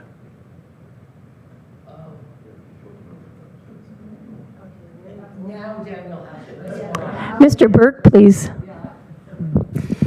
Thank you, Madam Chair. And yes, it would. So in each year, we budget to advance our estimated funds to our nonprofits. There are 5 of them, and we advance what we think they will be entitled to. And then following that in the subsequent year, we reconcile each and every one of them. And each and every one of them is either owed or recovering money, every year, functionally. So this $75,000 will come back to the county as a decrease in our subsidy to nonprofits in the 2025 year when we get the money back. I should mention that we are also, on the flip side, advancing additional funds to some of the nonprofits based on those estimates. Just depends how it falls. But this forms part of your line item for nonprofit subsidy inside the housing department of the general fund. It's about a $1.2 million expense overall.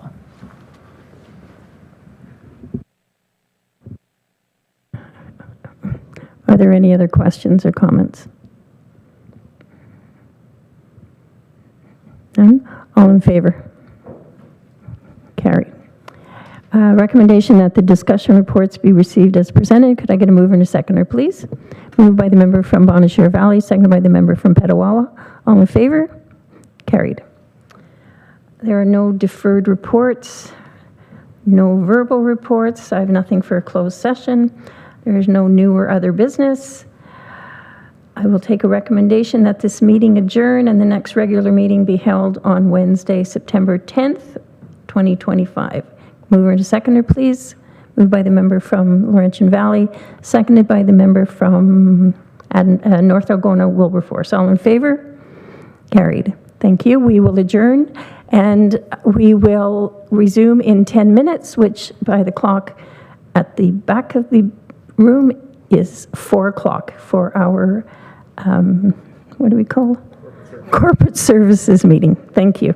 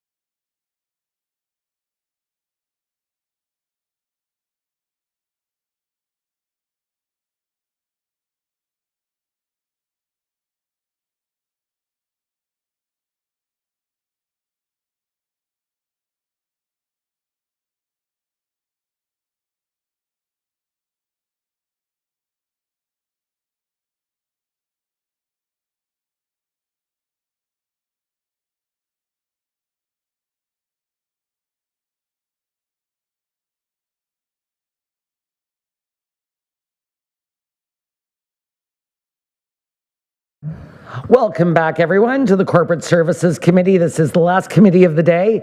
It's Wednesday, August 13th, 2025 at 4 p.m., and I'm calling this meeting to order. Connie, has roll call been taken? Through you, Chair, yes, roll call has been taken, and we have quorum. Just. Is there any disclosure of pecuniary interest or the general nature thereof? I see none. Could I get an approval of the minutes? The recommendation is that the minutes of the June 12th, 2025 meeting be approved. Moved by the member from McNabb Rayside, seconded by the member from North Algona Wilberforce. Were there any errors or omissions? I see none. All in favor? Thank you. We have no delegations this afternoon. We've got one letter from the Ministry of Municipal Affairs and Housing. I have a recommendation that the communication be received as information. May I have a mover and seconder to get it on the floor, please? Moved by the member from Arnprior, seconded by the member from Laurentian Valley. Was there any discussion? All in favor? All right, so we've got a consent agenda. It's got several written items of important information that were provided for your review. Please note that within the Treasurer's report notes, the Public Works is incorrectly stated as over budget by $1,040,000. The actual correct amount is $1,404,000. If there are no questions about the 13 consent items, could I get a mover and seconder, please? Are there any questions? Excellent. I'll ask for a mover and seconder. Moved by the member from McNabb Rayside, seconded by the member from Head Clara Mariah. All in favor? Wonderful. Thank you. And now we'll move on to our discussion items. We have 3 items. I will turn this over, first of all, to our treasurer, Mr. Burke, please. Thank you, Madam Chair. The resolution that the Corporate Services Committee recommends that County Council approve the 2025 County of Renfrew contribution to the North Renfrew Long-Term Care Home as made in accordance with the Letter of Understanding dated November 28, 2001, not be reduced by the lesser of the annual municipal contribution per resident day for Bonnechere Manor in the 2025 year only. Thank you. I'll ask for a mover and seconder to get it on the floor. Moved by the member from North Algona Wilberforce, seconded by the member from Laurentian Hills. Discussion. Is there any more background than this? I think this is pretty self-explanatory after our earlier meeting. All in favor? And that passes. Wonderful. Mr. Bellamore, take it away. Thank you, Madam Chair. Recommendation that the Corporate Services Committee recommend to County Council the approval of the following corporate policies. Policy A07, criminal record checks amended. Policy E08, general unpaid leave of absences or statutory and non-statutory leaves of absence amended. And policy G01, occupational health and safety amended. And that a bylaw to amend bylaw 6303, being a bylaw to establish human resource corporate policies and procedures for the County of Renfrew, be adopted. Thank you. May I have a mover and seconder to get it on the floor? Moved by the member from Petawawa, second by the member from Deep River. Is there any background that you'd like to highlight, Mr. Bellamore? I think everything's in the report. Thank you, questions? sir. Are there any questions? All in favor? And again, back over to you, Mr. Bellamore. Thank you, Madam Chair. The next recommendation is that the Corporate Services Committee recommends to County Council, that County Council approve the following changes to the non-union staff salary grid within employment bylaw number 1. 1, reclassification due to altering of the following positions. Manager provincial offenses moved from group 9 to group 10. Housekeeping, renaming of the tourism industry relations and digital marketing coordinator to marketing and industry relations coordinator in group 4, and removal of the Renfrew County Mesa Heart Hub lead, and that the revised employment bylaw number 1 be adopted. Thank you, sir. May I have a mover and seconder, please? Moved by the member from Arnprior, second by the member from McNabb Rayside. Is there any other, anything else you'd like to highlight? Thank you, sir. Is there any discussion? Seeing none, all in favor?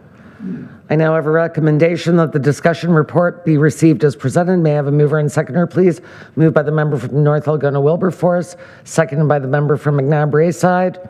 Any other discussion? All in favor? We have no deferred reports. Are there any new updates to information received that require verbal reports? I see none. A closed session report was provided for information. We only need a closed session if you have questions related to the information. Does anybody anticipate that they're going to have questions regarding the information item? It was just one, and I see none. All right, so we do not need a closed session then. Thank you, Mr. Burke, for providing that information. I actually had to ask why it was enclosed, but now I understand why. So we do not. So I have a recommendation that the closed consent report be received as information. May I have a mover and seconder, please? Moved by the member from Laurentian Hills, seconded by the warden. All in favor? Thank you. Is there any new business? I see none. I have a recommendation that this meeting adjourn and the next regular meeting be held on Wednesday, September 10th, 2025, and we are adjourning at 4:06 p.m. May I have a mover and seconder, please? Moved by the member from North Algona Wilberforce, seconded by the member from Laurentian Hills. All in favor? We are adjourned.